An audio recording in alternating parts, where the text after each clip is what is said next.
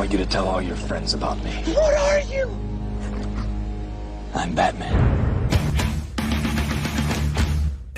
It's not college basketball. It's Clarence time!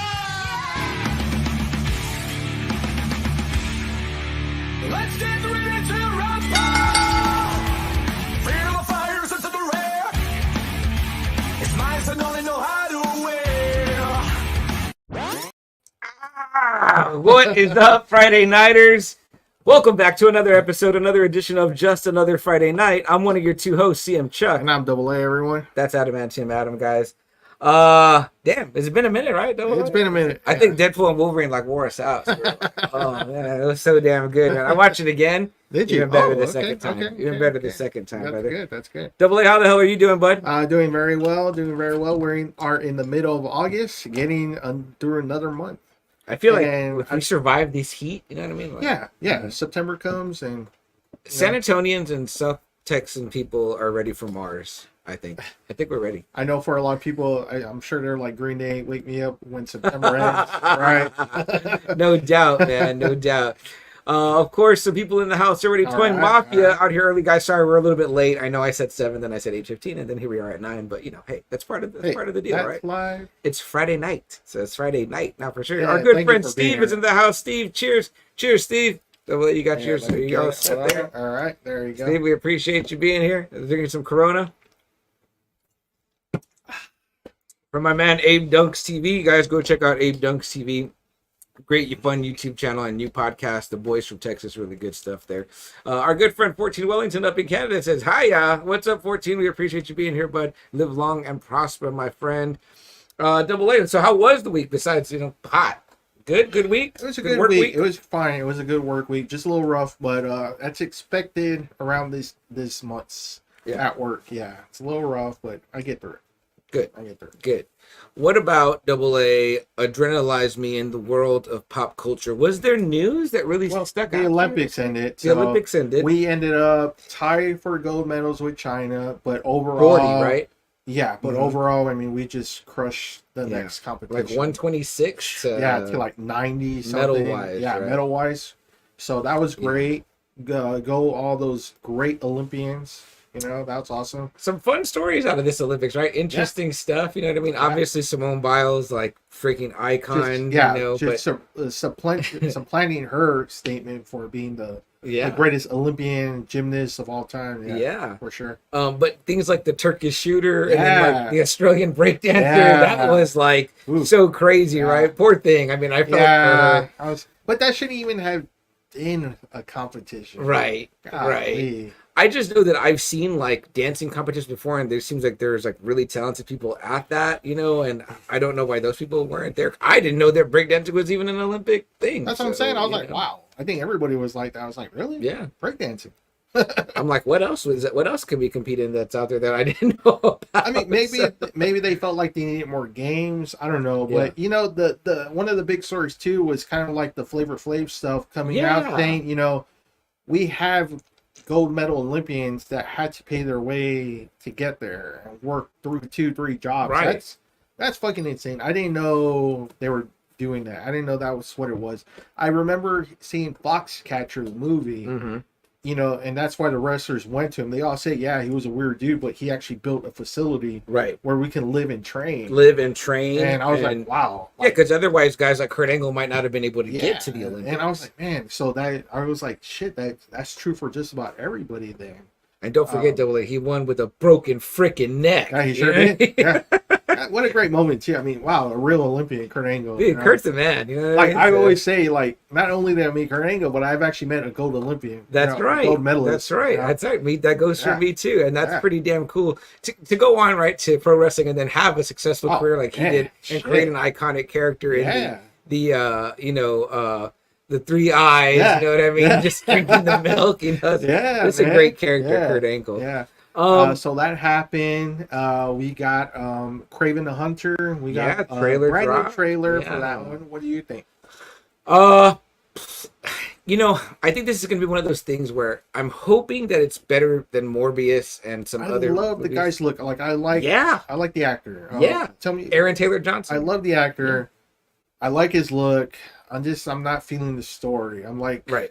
they're just making him a good guy again, and then they're putting another Spider-Man villain against Rhino. him. I'm like, yeah, like fuck, man. Like you need to make a villain story. do you feel doubly like some of these movies, like Morbius and like this Craven movie, might have been good if they weren't called Morbius and not called Craven the Hunter? Like if they just called it like Jungle Man or the Wild Man of the Jungle, and then you have like Morbius, you call it like Vampires of New York or something like that, and you don't tie them to these characters funny, we though. love.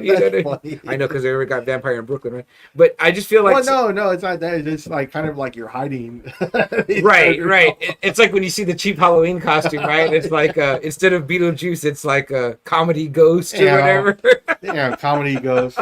Yeah. Speaking of which, there is 2 open, from what I understand, 2 spirit stores that are open here in San Antonio. Nice, so, ready to go, I was like, man. damn.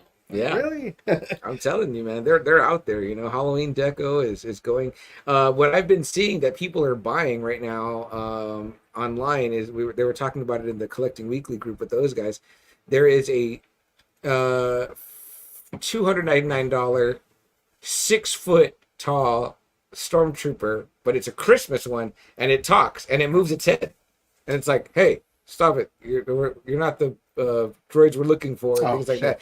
It's pretty cool, man. I was like, wow, and that's an animatronic that kind of can look like it's supposed to look because it's a stormtrooper, right? And I was like, that's pretty damn neat. Right. You know what I mean? Home Depot's selling that. So Damn. if you wanted a stormtrooper, I don't. No, That's what sucks. I don't. Maybe it was a Mandalorian. Maybe. If it goes on clearance, and maybe I get one for $100, Yeah, maybe I consider it. But maybe. um, Deadpool. Speaking of Deadpool,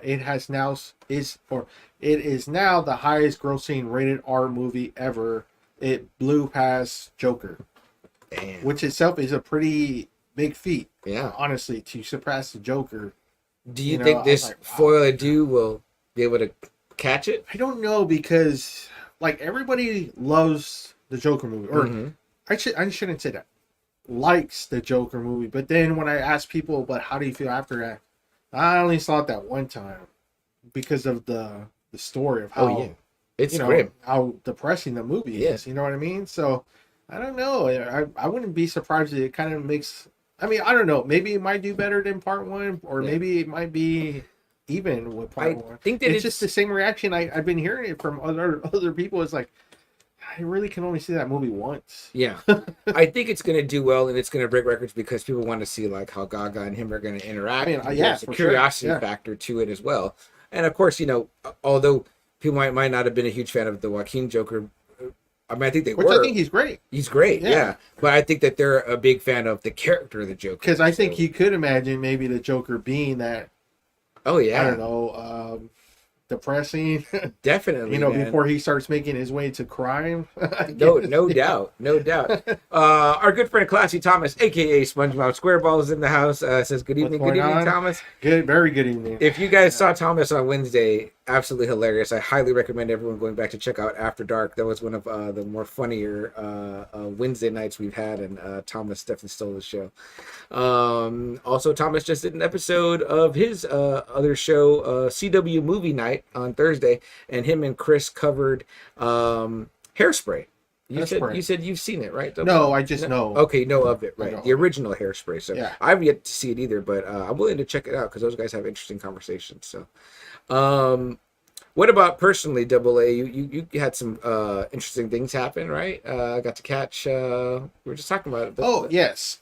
So this past Saturday, I got to go to Austin and see the original Misfits, and that's Danzig, Jerry Only, and Doyle, with Dave Lombardo drumming. So that was pretty damn cool. I got to see Dave Lombardo still. I didn't know he was still doing the shows or not. So he does the whole get up too? Like, no. Okay. Really only Jerry and Doyle. Okay. Yeah, not even Danzig. Really. Danzig just looks like Danzig. It was like, I guess it wasn't really selling well, because when the tickets first went on sale months ago, it was like every ticket was like 100 or more, like 100 to like 250. Shit. And I remember telling my brother, I was like, man, fuck, like this might be the only time, because this is the only date they're playing for the rest of the year. Oh wow. Like they're not playing anymore this year. That's it for this year.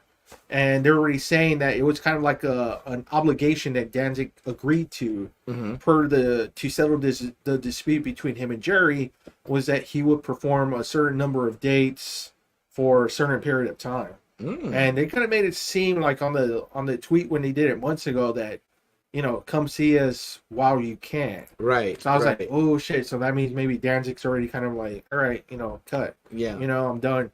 But then like I checked it because I saw a posting, get tickets for $39. And I was like, whoa. Shit. Whoa.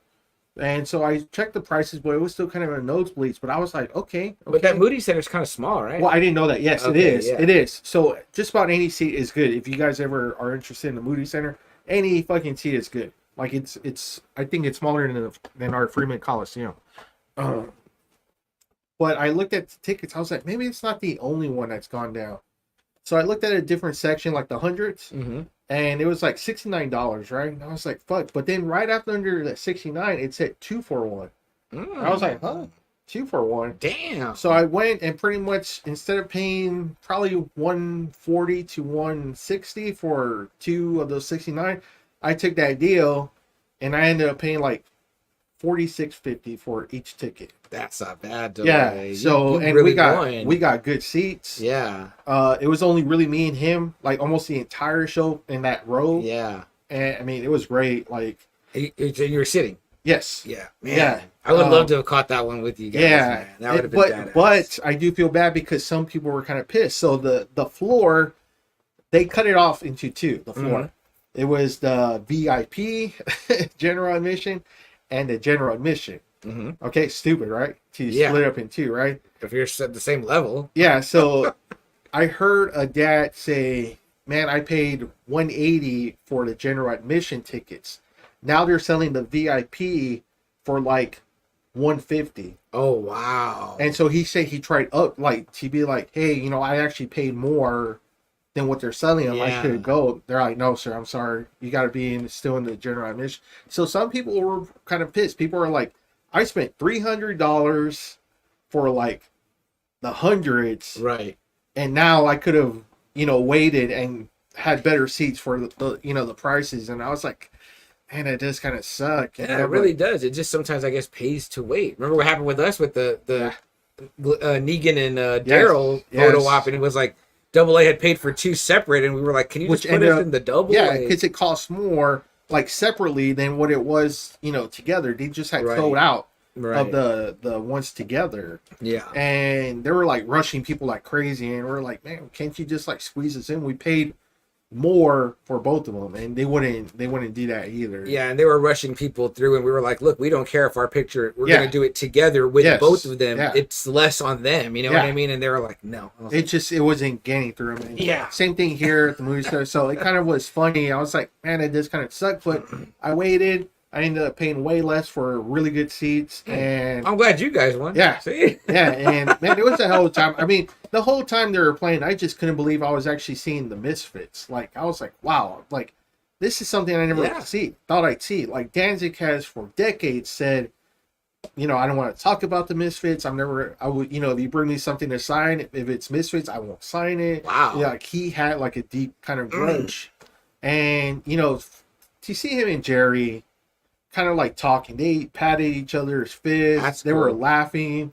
You know, they were like, which song should we play? Like, they were talking to each other. Like, it was cool finally seeing them. Yeah. Because I think this is their dream, obviously, for any band to actually do this now, to do a punk band, to do arenas. You know what I mean? Like, if you ever see any of the old Misfits clips, they're always playing these shitty kind of like little clubs where like the stages are just like where anybody can get to them. You know what I mean? Yeah. Like, it's not even like a stage. And for them to like kind of see their dream, the Misfits logos, you know, everywhere, and awesome. Have a stage to like run around. I think that was always like, damn, we finally did it.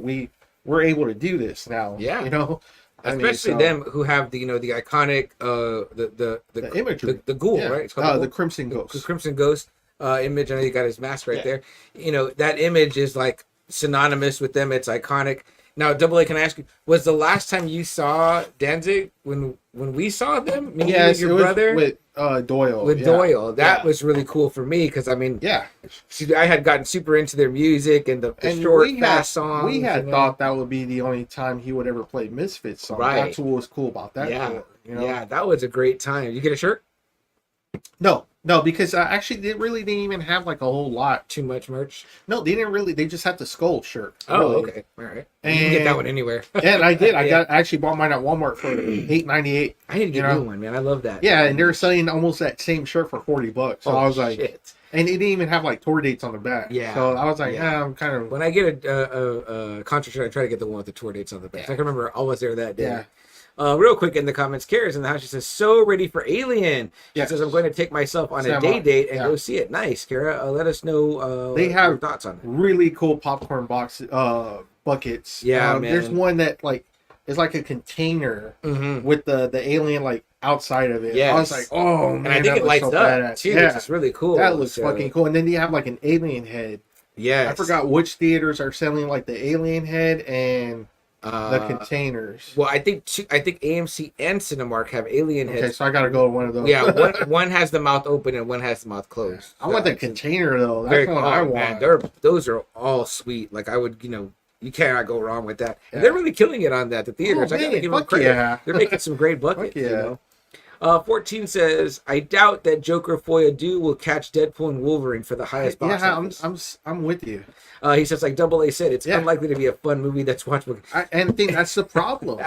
14, it's funny, right? Because, me and Double A talk about this all the time, and rewatchability is one of the things we mention about almost anything we talk about. Yeah. And, I know we both say we both love Logan, but you're like, yeah, man, like once was good for me. Once, yeah. And I agree with Double A on that. It's a bummer, but sometimes I will watch a bummer of a movie. But that's this thing about going to see Deadpool and Wolverine for my second time. I was like, this is the exact opposite of what you said. And it's just so much fun and such a good time. And I agree. I love the Joker movie. I have a steelbook of it, but I don't pop that in all the time because it's grim. You know what I mean? It's you really have to put yourself in that mindset to get through it before he finally, like, I guess, finds happiness with himself. I'm like, and even then, it's still fucking dark. Really I'm like, is. jeez, this is dark. Now if someone hasn't seen it and they want to watch it, I'm like, okay, I'll watch it with you or whatever. I'll sit through it. Right? Yeah. It's sitting with a Requiem for a Dream. I don't watch that all the time. Man, it's just too. I get in a mood after that. Do an episode of that. Yeah, movies that we like but only can see once. That's it. Yeah. I remember the old Daffy Duck, right? He's like, I got a great trick, but I can only do it once. It was Daffy or Sylvester? No, it was Daffy when right? Yeah, when he kills himself. He blows himself up. Yeah. Yeah. And I think Bugs is like, that really was a really great trick. And he's like, I can only do it once. Yeah. 14 then says, I also heard that Joker 2 will be a musical. Yes. Yeah, that's and I'm thinking because of their point of views with each other. That's what I'm thinking. Yeah. Look at this stranger in the house here. Hey, Rich. In the house. Hey, my buddy. We are doing well, sir. We are doing well. Glad to see you in the house. Yeah. How are you doing? He says, Alien movie looks good as well. I'm waiting for Craven. Good. I'm glad to see that people are excited for it. And again, like Double A said, I think Aaron Taylor Johnson looks great. He has to look and everything, man. I just, I don't know. I don't trust Sony. I know. Love to Thomas right there from Toy Mafia for sure. What else, Double A? I feel like did I cut you off talking about the Olympics? No, we good. No. Oh, I did want to add a little quick blurb to your Flavor Flav story though. Is that I don't know if you saw that Funko made a Funko Pop of Flavor Flav, but in the water polo outfit, and they're donating all the money from the sales of that to the water polo team. You guys want So like, that little story coming out and seeing that he helped them, and now it's generating attention for that to get them more help, which I think is awesome. Crazy. That's pretty cool, That's right? Crazy. It's like a lot of little fun things that came out of the Olympics. Football preseason has started. Yes. My dad said he watched our Patriots last night. We lost, but he said that they. But it's preseason. This is the time where you try out, your backups, your starters. You know what I mean? Kind of shake off the rust. That's what that is. I really don't ever look at like the wins losses because man, that's very deceiving. Yeah. Oh, definitely. Yeah. Do you have any early on maybe predictions or thoughts, Double A? Anyone that's gonna look good? Ooh, the only one I can think honestly, of would be like the Chiefs are gonna look good. See, and I don't know about the NFC because like even San Francisco doesn't look good. I know they lost some players. Yeah.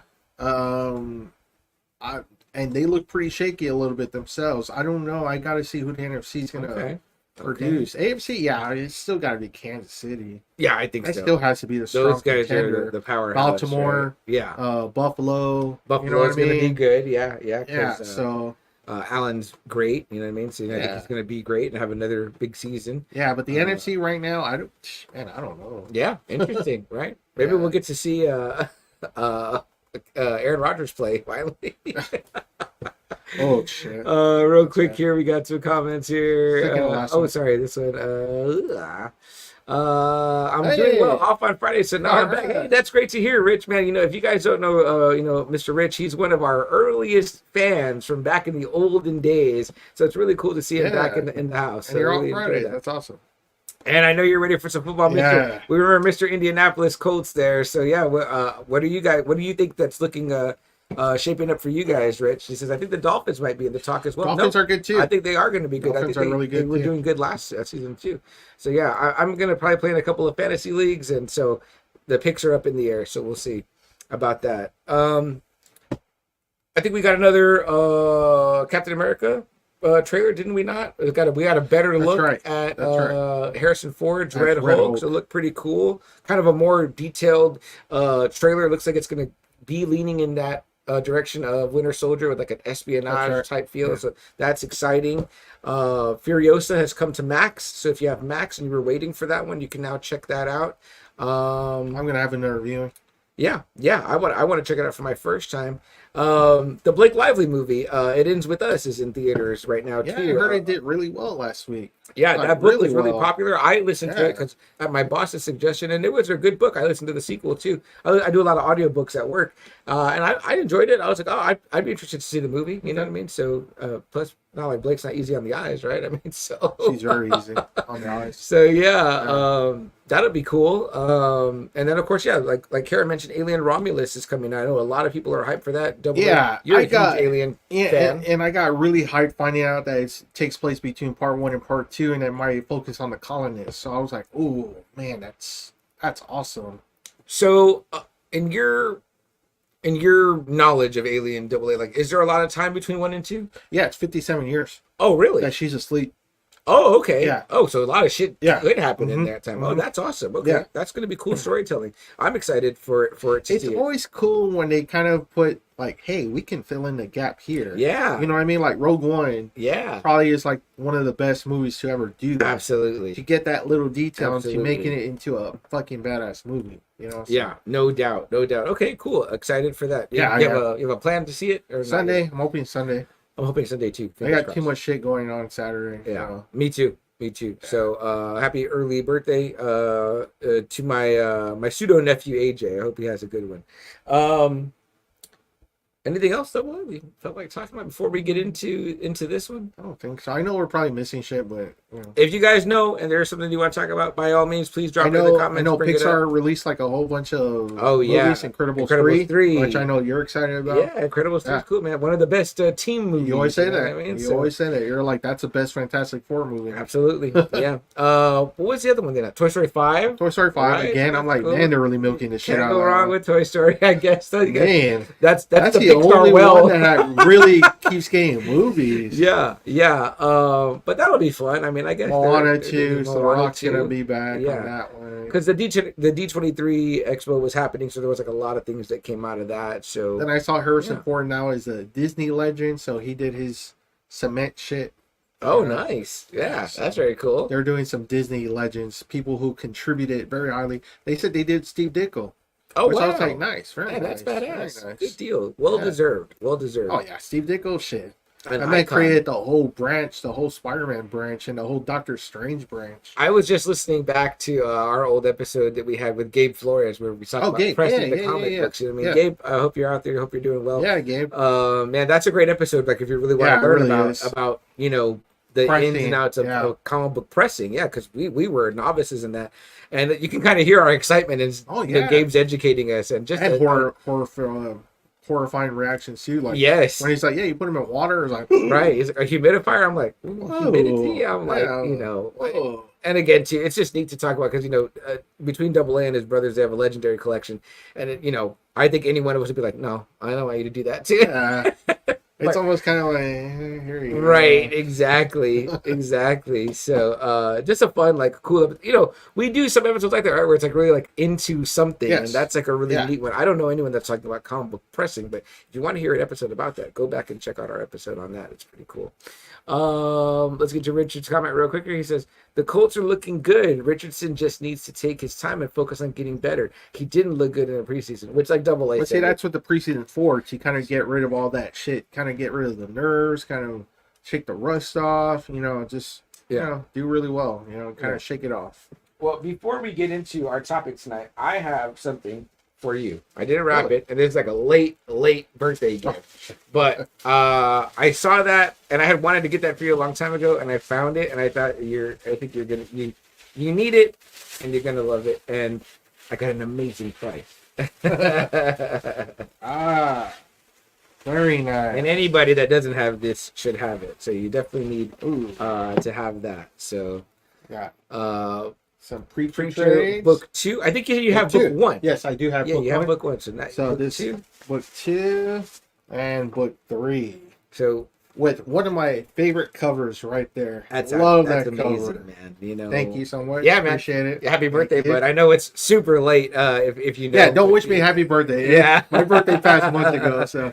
And I think I had meant to get that to you, but I hadn't gone back to the store. I Hey, found man, them that's and they awesome. had it Shit, there. that's and, awesome. And the Thank store you. had plenty of copies for an Did it? amazing price. I Okay. mean, they make a great gift, guys. No, they do. They really do. These, like, Preacher, if you've never read Preacher, me and Sam have talked about it, since we started the show. Mm-hmm. Read Preacher. It's such a good, it was so different from anything we read back in 95, 96. This was so fucking different. Yeah. Even, by Watchmen standards, by Dark Knight Returns, this was way, way different. Those are adult books, and this is an adult book, but this is fun. Yes. It's like you're watching a show. I remember when I first got your brother Will to read it, we would be quoting it like we had watched a show or a movie, Yeah. and we'd be laughing Yeah. our asses off at the stuff that happened. in the Yeah. book. And I can remember, and I just talked about this with our friend Naz, who's been posting up some different questions. And I just said, I remember reading this on my bed and laughing out loud, like, Which is probably something you never really did before. No, right? I don't think so. Yeah. So I mean, it's like that's how and it still is really good even if you read it today. This really, really holds up very well. The writing's still top notch. The art is really top notch. I mean, the pacing is really good. I mean, it's a damn good story. From the creator of The Boys, from the creator of, obviously the Preacher series, you know what I mean? But then, what else has Garth got out there right now? Let me see. He's got The Boys. He's got Preacher. The Constantine movie was based on his works. Right. Um, The I already said that. when you see Punisher, a lot of the Punisher, Punisher, a lot they of draw the heavily on Punisher. his Punisher, Yeah. which is amazing. Garth Ennis is an amazing Yeah, writer. it's weird. Like right now, it's like his stuff is being adapted. Neil Gaiman stuff is being adapted. Like Alan Moore stuff is always being. It's like the three main like British and Irish writers. You know that like from overseas, right? The probably one of the three most influential. The British invasion. Yeah. Well, So- Garth is Irish. though. Irish, But yeah. I mean, it's still Great Britain, right?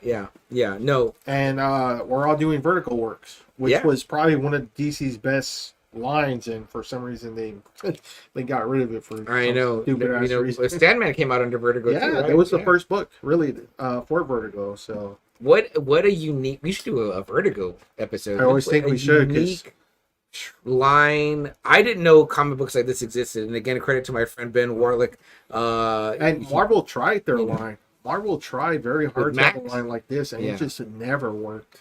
No. Never worked at all. Even with cool characters, like well, I think Punisher did well, but I mean, Punisher did well. They did Blade, But they I think tried with did other characters, Moon Knight, and it's it just it never worked out. You know, Like they had Sandman, they had Preacher, Preacher. they had Hellblazer. I think they had an Animal Man too.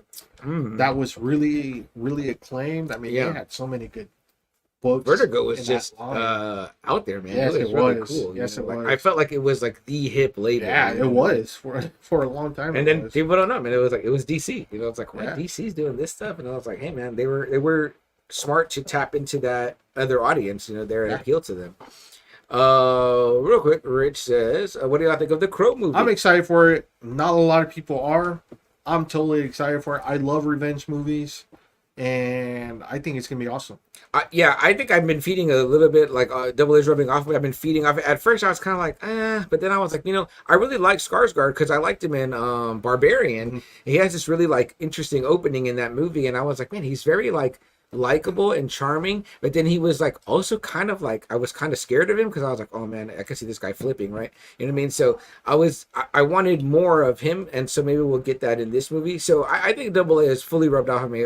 If he has no one to go with, I'll go with you. I like to sit, and I love the Crow and too. I mean, the Crow story is it's kind of one of those kind of universal stories that I think anyone would be like, oh man, if I could, if that happened to me, I would definitely do that. And I think that they'll win Double A if they do what you always say, which is that they keep the spirit of the character. Yeah. You know what I mean? Obviously, it's going to be different because it's a different, and version. that just goes to show you just how good Brandon Lee was. Oh, that right. People are just like, man, yeah. Why are you doing this? There's I saw who did I see an interview with? Was it James O'Barr or Ernie Hudson? Because I saw a recent interview with Ernie. Maybe Hudson. it was. Did you post that in the group?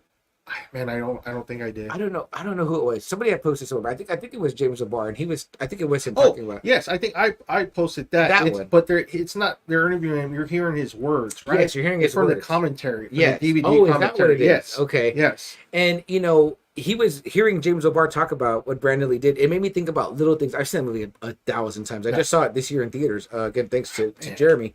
You know what I mean? That was so cool. But there's this part, right, where when he's first fighting Tintin, and he does this thing where he like wipes his hands on his chest. Yes. And it's like it's just a little nuanced move, yeah. But it's so fucking like cool. You know what I mean? Because I know he said, I think what James O'Barr says in the thing he posted, he said this is the first time he felt out of his dad's shadow, which it was like, dude, for sure. This was going to be... because poor Brandon Lee had been doing kung fu movies almost up to that point. And I think he probably didn't want to get typecast and things like that. And I was like, man, this was going to be the springboard and for sure him, was. for sure. I mean... because I mean, like that movie is... The movie was a big hit. Yeah, I know it's highly quoted. It's highly rewatchable. Yeah. It's iconic. I mean, now everyone, has Crow merch. I mean, it's like... I think that it's a hot thing to move. You can move Crow merch. I mean, if you have it, it's badass. I know people, like I said, have been kind of shitting all over it. They didn't like his look. I don't think they like the look of the movie. Regarding the new one, yeah, but I'm just a big fan of the Crow. And have you heard anything that James O'Barr has said about it? Has he said actually anything about no? It? I'm curious if he has any. I haven't. Well, I'm sure for him, I'm sure he's like, oh, fuck it, it's another movie that's being adapted from my comic book. It's funny, right? Because we talk about Garth Ennis, and sometimes I'm like, man, why James O'Barr, this guy who's really only written this one story, has had what? This is going to be now the 5th or 6th movie? Yeah, with the TV show. Yeah. I'm like, damn, that's not bad for just writing one story. Really, I'm telling you, though, like that's what that's not bad. We got to get that out of ourselves. We got to get one thing out there. We don't say too with Eastman and Laird. I mean, Teenage Mutant Ninja Turtles. The one story those guys wrote and drew. And that's really the only thing, and that's created a whole empire for Siegel and Schuster. Siegel and Schuster. They said they tried to get gold with anyone else. They could. Superman was the guy. I mean, it's like I think you only need to get one out if it's crazy, one of those. Right? You know what I mean? Like, I would be happy with a Turtles, a Crow, or a Superman. The Crow, this very, very indie comic book, has spawned so much movies. Yeah. It's crazy. Yeah, what you call a media empire. There's lunchboxes, there's blankets, there's cups, there's T-shirts, there's toys. I think there's some people that refer to the 30th as Devil's Night. Yeah, too. Yeah. So. My sister has a little section of her wall with her Crow merch. She has like 3 figures. She's got little and little they keep Funkos, and every so often you do see a new Crow figure coming out. And she has a really badass one where the figure comes in a case still, but it looks like a video case, like a video cassette. So when you open it, the figure's in it. That's better. Pretty neat. And I have to admit, I look at her shit like that. I'm like, I don't have that. She has cool shit I don't have. She's got cool Boondock same figures I don't have. I'm like, damn, I want that. Rich, what do you think of it? Rich, I'm very excited. I'm gonna see that one next week too. Yeah. Oh, that comes out already. It comes out already next week. Damn, that feels like it was fast. Yeah. And they pushed it back, right? Yes. See, it came up quick. I think sometimes they hear they push it back, and I'm like, well, yeah, but it comes up fast, For a while, I felt like we were in a drought of movies, and now we're in like a surplus of movies. What happened? It's supposed to be during summer. Then Rich says, "Is there any movie that is made after Preacher?" No, Is Rich. there any movie or show that is made There is a after show. Preacher? There is a show, Rich. It was an AMC show. You can find it out there. You might even be able to find AMC it free Plus. now on something. Yeah, AMC Plus. And it's You know what? It might be on okay. Netflix. Okay. Maybe. Don't quote me on that, but I know Netflix has actually gotten their hands on some AMC shows. Okay. Into the Badlands Oh, nice. is on there. That show that you said Amy wanted to watch too, with that the dude from Reservation Dogs, the cop from Reservation. Yes, I know. Winds in the Winds. Some shit like that. Dark that's Winds. That's on Netflix too. Oh, cool. I and want to check Interview that with out. the Vampire. Really? Is on Netflix Damn, they got that too. already. Yeah. Huh? See, Netflix is the place to go to It get really your is. shit. Yeah, it really is. Yeah. Yeah, Rich, so if you can find it, it's out there. It's well casted, it's well acted, but it's not very close to the book. I think it's still enjoyable. Yeah, it's not. Yeah, it can be enjoyable. I'm saying it's. I'm saying it's not like at all. like if you read the comic and you saw that, you probably be like, yeah. So maybe watch the show if you haven't never read the story. Maybe just watch the show and maybe you might have a different perspective on it. But I would say you can still read the books though and enjoy them as their own thing, and then you can watch the show and enjoy it as its own thing. Because I enjoyed the show for what it was. You know what I mean? Again, I felt like one of those things where I was like, why did they call it Preacher when it really wasn't like the book? It's just really crazy, right? Like he does it really well on The Boys. Like it's different too. Yeah, it really is different, but it kept the spirit. Right. But it didn't. He didn't do that really with Preacher. Right. Yeah. And I think Garth feels like his medium is comics, so it's like he's like, Oh, they can make whatever they want. I don't care. I mean, that's honestly that's the way I would feel. I'd be like, wow, you want to adapt one of my stories? Yeah. Go ahead. You want to take that one too? Okay, Yeah. cool. Yeah, like that's badass. And it's kind of interesting. I'll use this as a segue to get into our topic, right? But it's kind of like, I hear people saying, they hate, Benioff and Weiss, right? Double A, who did the original Game of Which is Thrones. crazy because man, for a while those guys were like everybody loved them. Well, and I they were mean- even excited when they thought they were going to do Star Wars Yeah. until the last season. And they were saying too, and I think that you still can't consider this, but Game of Thrones considered possibly one of the best shows that has has to be. ever been done. Has to be. The way it looks, the way it is. And I think really what it is that, and we talked about this in our first half about House of the Dragon, but it's like there are not that many characters to latch onto. You are in love with the Game of Thrones characters. You're not really in love with anybody here in House of the Dragon. I feel what it is, and we'll get into it. I think it's just they're stretching this too long. That's the way I felt with the Hobbit movies. Yes. He stretched that one book into 3. It was Yes. like, whoa, what are you doing? And I agree. And we'll start out. We'll move into it with that. And If Game you of guys- Thrones, I'm sure it's because Martin wasn't helping them with the ending. Because I mean, obviously he still hasn't finished. Right. And they were like, well, we gotta do something. Yeah. Yeah. So it's been a little bit now, guys, since we did our first 4 episodes. And remember, now most shows we're splitting them into 2, right? So especially a show like Game of Thrones, House of the Dragon, where the episodes are like an hour long, right? So it's just easier for us to do It really 4 and is. 4. Yeah. So we've already done. If you want to go back and check out our first half, and again, if you haven't seen House of the Dragon, it's been finished now for a while. But Maybe 2 weeks, maybe. yeah, I think Maybe about 3 2 weeks. Yeah, but if you want to avoid spoilers, this is a spoiler-filled show. Again, the show's been done for a little while now. All 8 episodes are available to watch on HBO Max. I suggest doing so. That would be what I would say. But what we've heard already news-wise, right, Double A, is that we're going to get 2 more seasons of House of the Which Dragon. I was like, no. Now, where I feel as though we're at with the story right now, I'm like, No. 2 more? I could Yeah. see 1 more right now where we're at. I and- thought they stretched this season to have like a last season. Yeah, yeah. And then when I was like, then what's this whole season for? Right. Yes. And in fact, I rewatched these last 4 episodes, so we're going to talk about it. Double A very, very callously told me, he said, did you enjoy that long trailer you just watched for season 3? And I said, well, yeah, essentially it was. But the thing is that I did find the episode, because they're very well acted. They look amazing too. I mean, they're pouring in money into these, obviously. Yeah. You know? And the second time I watched them, the second 4 episodes, my girlfriend, Jess, she was catching up. So she hadn't seen them yet. So for her, it was the first time. And, there were things that I would try to pick up on, what she's noticing. And one of the things she's just like, man, the dragons look so badass. Yeah, which they said they put a lot of money into it. And they said that's why it's going to take so long with the season. Yeah. And that's the thing too, is that, we're like, great, you tell us there's going to be 2 more seasons, but are you going to film them back to back? Because I don't want that 2-year gap again. Fuck it. 2 years, you think, Double A? That's the standard, what they right? keep saying is 2 years. I'm like, for 8 episodes. Like, damn, this ain't even like a 22 season episode or season, you know. It's like, damn, it's only like 8. Like, and not even that, right, Dolly? But the whole first season really is like an introduction of the characters, yes, and a to kind of get to know them all over again, right. you know? There are some things that happen, but it's not really like, and there's a big time jump in that one too. Yes, of course. You know what I mean? And that's why I thought they were rushing. Right. I was like, oh, okay, we're jumping ahead a few times. Yeah. Yeah. And I think by the end of season 1 AA we get like a new king, and obviously the Rhaenyra, the named heir, and the confusion and leaves the dragon stuff. Okay, there's a setup where there's, I should be on the Iron Throne. Okay, so now we got to wait our 2 years. We go and we get to House of the Dragon, right? And we're like, all right, here are the 2 grown people, and we've got the greens and the blacks, and they're set in opposition. And again, me and Double A already talked the first 4 episodes. Brothers fighting brother. And I remember too, I was baby like, got beheaded. I remember at the end of the episode, I think you asked me how am I feeling. I'm like, man, I'm pretty damn excited. It looks like they're going to get to the war pretty soon. Yeah, I thought so too. I was like, the dragon should be dancing by now, right? Like, we've already got this.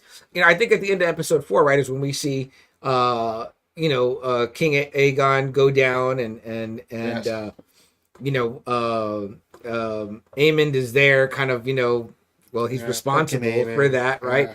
And of course, everyone's favorite guy, Double A's favorite guy, Christian Cole, Man, I love Christian. Is there, and he's like all mopey now, and I'm like, dude, what the fuck? I'm like, so that's where we left off. He takes right? his job seriously. Yeah, he's a real gym, Billy, that guy. Hey, he tried ending the war early, okay, and it almost worked. I don't think he takes his white cloak vows too seriously, though. Son of a bitch. That's not his fault. She keeps seducing him. I mean, Man, what's the man to do? I think he just loves a royal ass. That son of a bitch. Well, they keep giving it to him. Not his fault. And sending good men to their death. Like, you bastard. Real quick, let's get to Rich's comment here. He says, I'm actually very excited for it. I think it looks great. Skarsgård is an interesting choice to play the Crow. He has that look like CM says he can just snap. Absolutely. Awesome. He does. I'm glad you're excited about it too. Yeah, no, definitely, Rich. Yeah, plus, you know what? We need movies to be excited about right now. So I'm looking forward to Romulus. I'm looking forward to it ends with us. And like I said, Rich, real quick, to go back to that one, everyone was like, well, I mean, he doesn't look like Brandon Lee. Well, Brandon Lee didn't look like the original comic either. Right. The original comic had an 80s goth grunge kind of look to it, you know what I mean? Well, because it's the 90s, and that was the time. That's what I'm saying. Now we're in this time. It's like, why are you going to make a guy look like that guy? Then you're just redoing that movie, you know? So, and Brandon Lee looks of the Crow of that time. Right. It was that grunge industrial time. Yeah. I don't even know that would go over with this crowd. I mean, I think I love the song that they played in the trailer, the Travis Scott and Ozzy. And I'm like, man, that song fucking kicks ass. And I'm like, you need that you don't want to just get us at the theater that love the 94 one. You got to get in new people that you really do. Maybe never have seen that one. Right. We're Double A's not quite 40, I mean, I'm in my 40s. It's like there's a whole crowd of guys in their 20s now and girls that maybe this will be their Crow. You know what I mean? And they're gonna say, man, I want to go see that Crow. See, we keep forgetting there's a group that really hasn't experienced a lot of shit that we've experienced that is totally new for a lot of them. A lot of this shit's like new. Yeah. A lot of them never knew Iron Man before Iron Man popped out. You know, a lot of them didn't know Aliens when Prometheus came out. You know what I mean? So yeah, it's funny too. Like, I talked to my girlfriend's youngest son, Jeremy, who's been a co-host on the show a couple of times, and he's 21, and it's like, our Spider-Man is Toby, but his Spider-Man is not. You know what I mean? So he's like, although he'll say, "Oh, we would watch those because we had them on DVD, at home." He wouldn't have been there like we were there. You know what I mean? Right. Yeah. Yeah. I don't know that those Fox movies hit the same way for him, but he was very hyped for Blade. When we went, he was like, "Man, because we would watch Blade all the time, and he was a badass."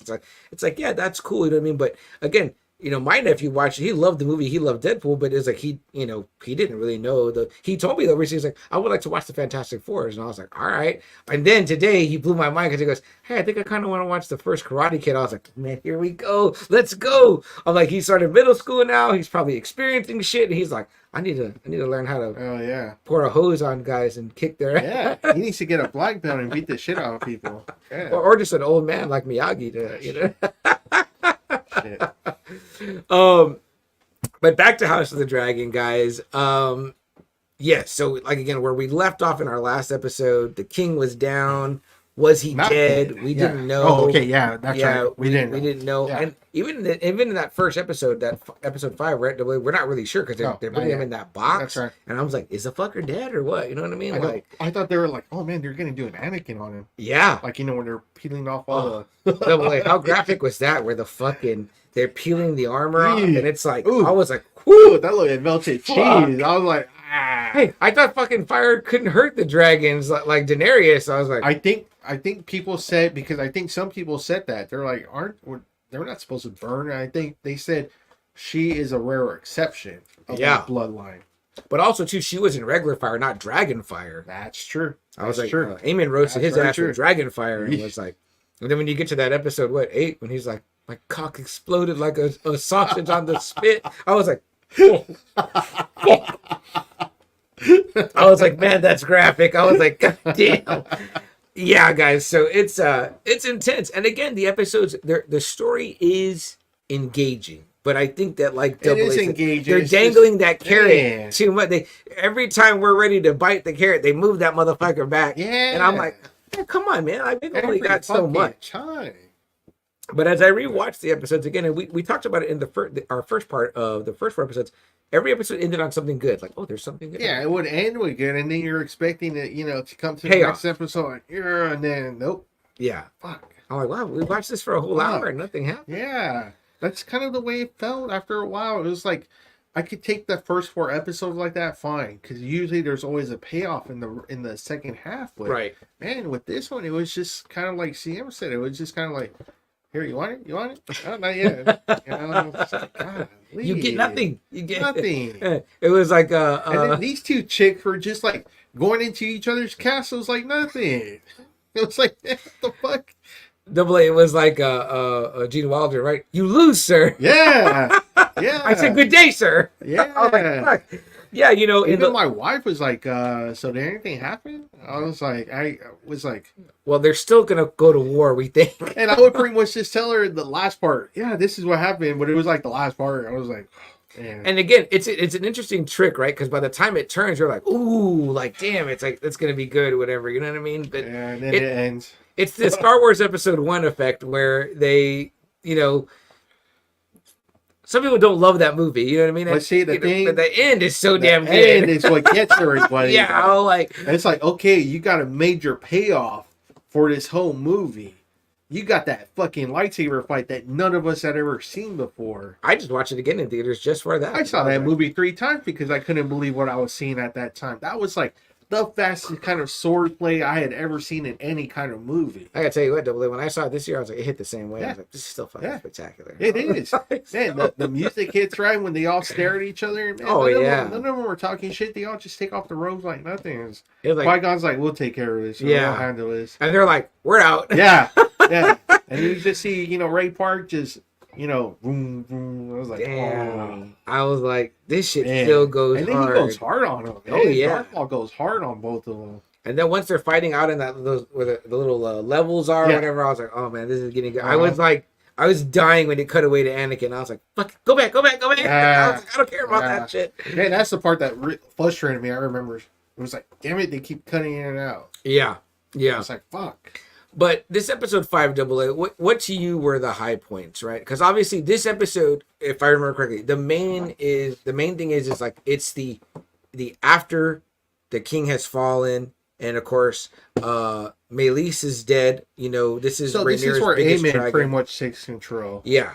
Alicent tries to say that she can be a capable ruler. She's not really into like being queen like all the way just until her son comes, blah blah blah. Aemon is like, nah, and she gets going up for that layup, and then she just gets like rejected. And even her lover, your boy Christian Cole, is like, I don't think so. Aemon is next. I was like, Christian knows.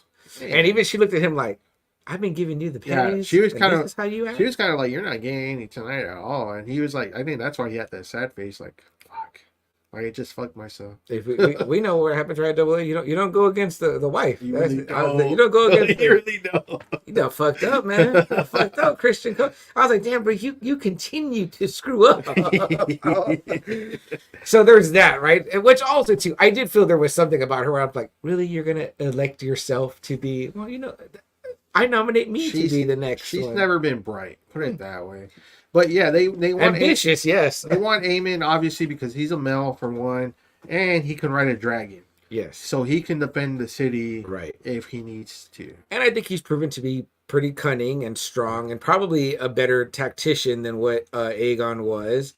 Aegon didn't really want to be king. He wanted to be like some type of playboy and be fucking around or whatever. And Aemond is all about having power. So, what do they say, Double A? Like, men gravitate towards the strong men. Pretty much. It really is. Even guess. Now, it kind of is. I will say this, Double A. In this last 4 episodes, I did find more people that I was like, you're kind of likable. And I kind of like you. Like, I like Rhaenyra's advisor, the gal. I forget what her name is. The Master of Whispers? What? Yes, her Master of Whispers. And also too, the Grand Maester. The Grand Maester is just there trying to do his best, and he's like, man, like he's literally like we're seeing the Game of Thrones, the House of the Dragon through his eyes, where he's like, can y'all fucking act right?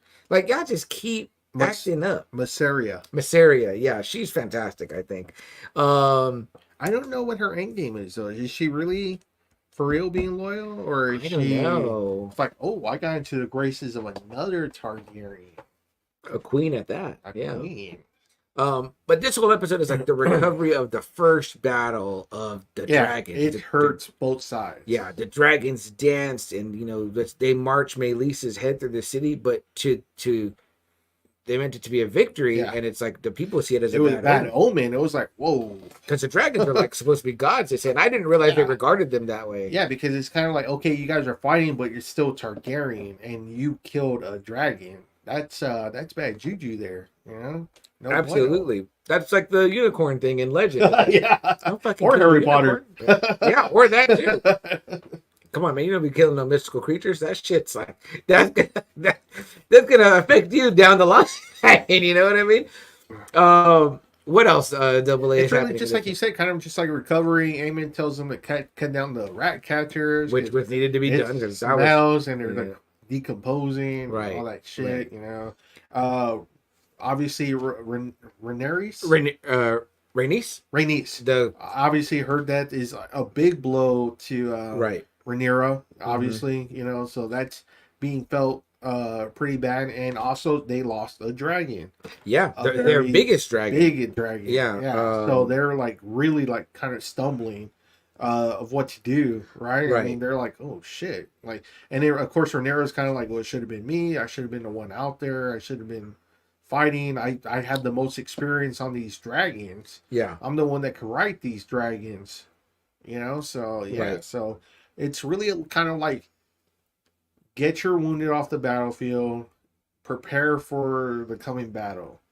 Yeah. And obviously Daemon is still fucking around with the Harrenhal. He's thinking he's going to raise it. And he's also entertaining thoughts of, like, well, I'm raising this army. You know what I mean? Like, I'm doing all this. Yeah, he's doing his shit all over again. And, call me king. Forget the regent part. Just call me king. Yeah. And this episode is called Regent. And real quick, the quick summary says here, it says, as the Greens consider how to fill a void on Aegon's council, Daemon tries to persuade the Brackens to, what did it say here?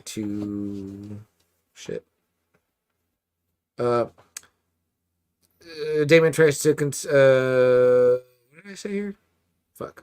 Oh no, it says here, oh shit. Sorry, guys. I'm doing my best here. That ain't very good. It says, amid whispers of bad omens, the Greens consider how to fill a void on Aegon's council. Jacaerys sets out on a rogue mission to strike a deal. That's what he happens. He goes to the what they call the Twins, right, which is where the Freys are from. Yeah, so that bridge is important. That bridge always comes up. That's going to be the next one, I believe. Yeah, and he takes his dragon. I forget what his dragon's called. And it says Daemon enlists Lord Willem Blackwood to help persuade the Brackens to bend the knee. Yeah, so this is kind of a funny part too, right? Where he goes there and he's got his dragon. He thinks he's going to just strong arm them, and they're like, we choose fire. And they turn their backs on his ass. Yeah. So I was like, and you know, the one idiot, is he the Bracken, the one guy? And he's like, you see how they act? They're fucking insolent. Like, just burn them or whatever. And he's like, no, I'm trying to raise swords, not bodies. You know what I mean? Yeah. So it's like an interesting little like exchange there.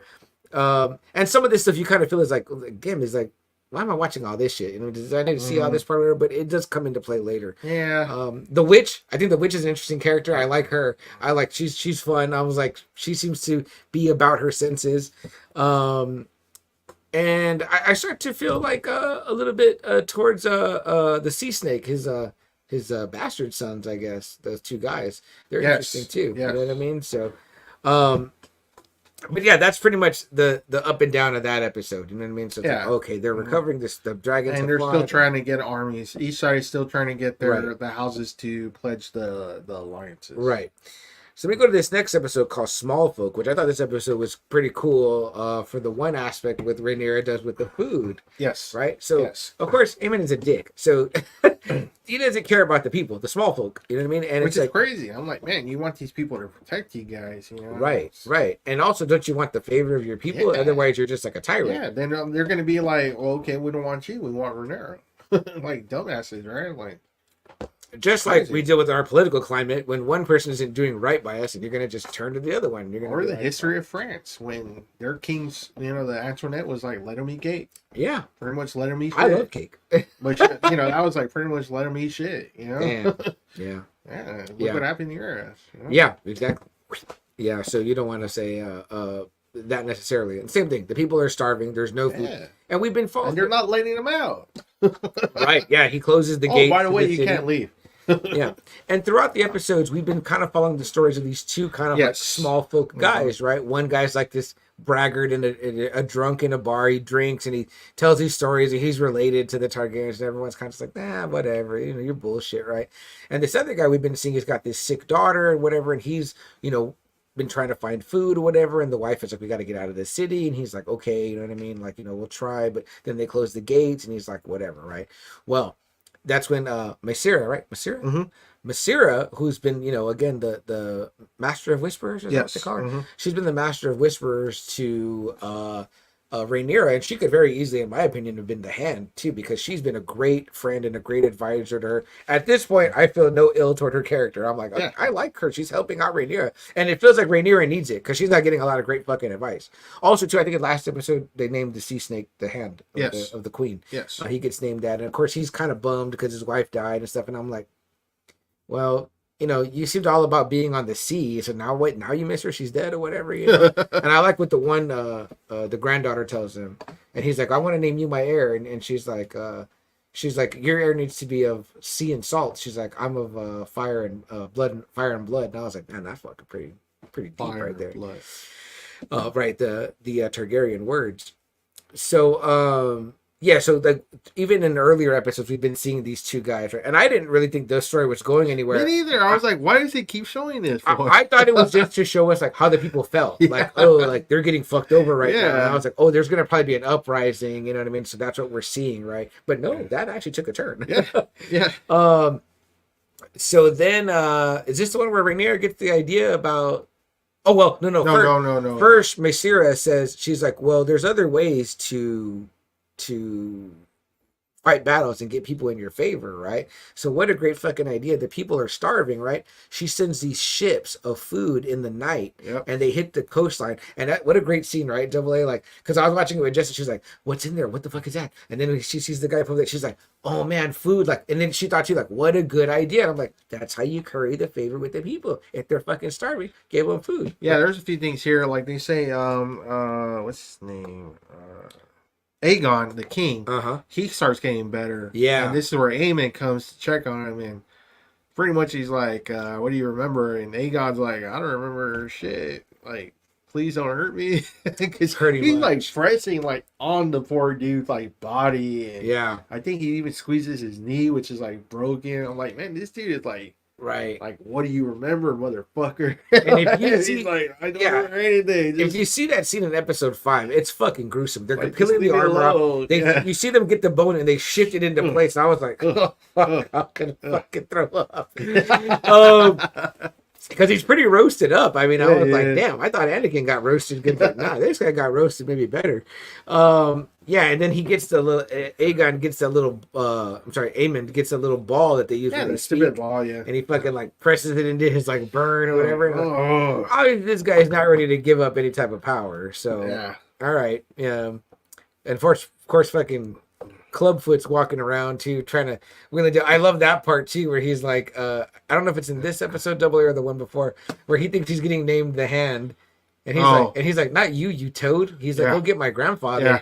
And I was like, wow, Yeah. that's fucked up. Because I think Aegon was almost gonna start naming him his number 2. Possibly, I yeah. think he was. No, because they were getting super close. Right. And I think he was about to name him his Hand. And obviously, this guy, you know, the Clubfoot has been trying to get that role. He wants to be the Hand to somebody. You know what I mean? He's going to play whatever side of the fence works best for him. But yeah. So that's going on.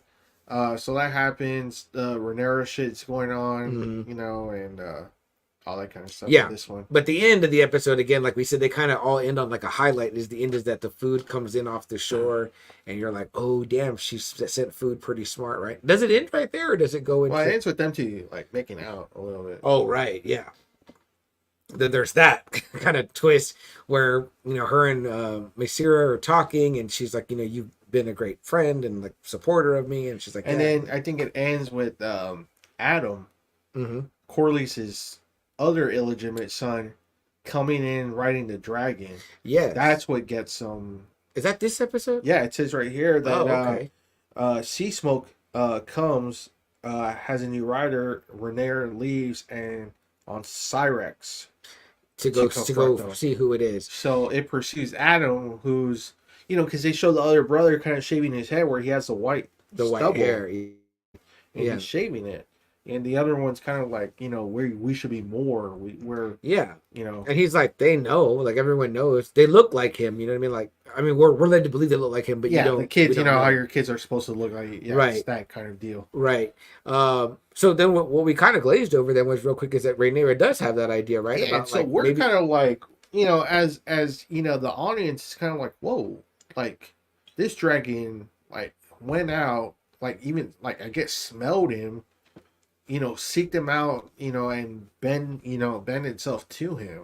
It chose him. It was like, whoa. But I think what we missed, Double A, first is that Rhaenyra tries to get people with like maybe some relationship to. Yes, I think it says Sir Stefan Darkland. Yeah, a distant Targaryen descendant. Yeah, attempts to claim Sea Smoke, but is incinerated. Yeah, she tries to get this knight to like, you know, like, okay, wait, think maybe because you have some lineage, you can claim the dragon. You know what I mean? Like, which it might be this episode, TM, that they might be talking about the bastards maybe having blood.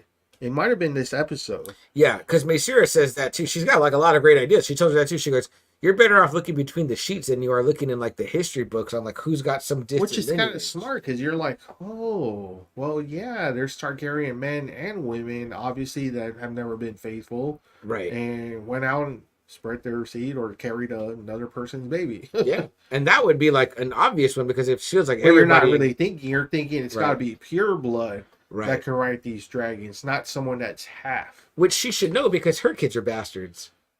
You know what I mean? And you know, and what do you feel about Jace? I kind of like him. I like Jace. Yeah. Jace, he's a good kid, and I love the I guess they're Damon's kids, right? From the first. Yes. Those little girls are smart too. Yeah. They're good. The one of them had a problem riding the dragon, right? Right. She can't really ride it, right? Well, none of them took to her. I think that's right. That's the one that she gives the eggs to. Yes. Can you go take care of my my ward?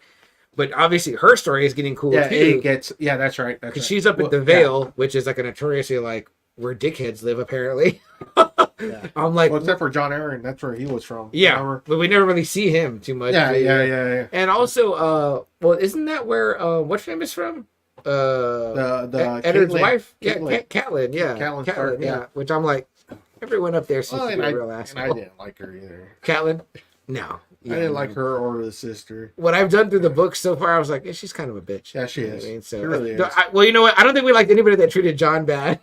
We were like, I was like, man, this woman was like just a bitch. Like, yeah, just like she gave Rob all kinds of sorts of wrong advice, and which I'm like, And again, within the realm of Game of Thrones, you kind of hear where the guys are like, maybe we need a man to lead. You know what I mean? So, well, like especially like Bolton, like you should have been listening to this sadistic fuck. You know, I mean, you want the war to end, like this is the guy to do it. You know, what is it? Double A flayed man has no secrets. Yeah, I was fuck. Tywin got to him, and look what happened. He ended the war right there at the Red Wedding. Oof, gruesome. Yeah, he ended it. We'll never recover from that. No way.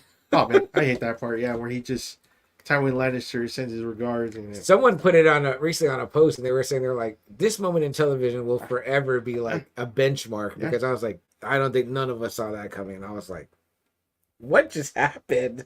Like, is the show over now? Like, what the fuck? So I was like, wow. Like, it took me a second to realize. I was like, wait, the Stark kids are still alive. The bad guys won. Yeah, like that's what I felt like. In a very ugly fashion, and they win for a very, very long time after that.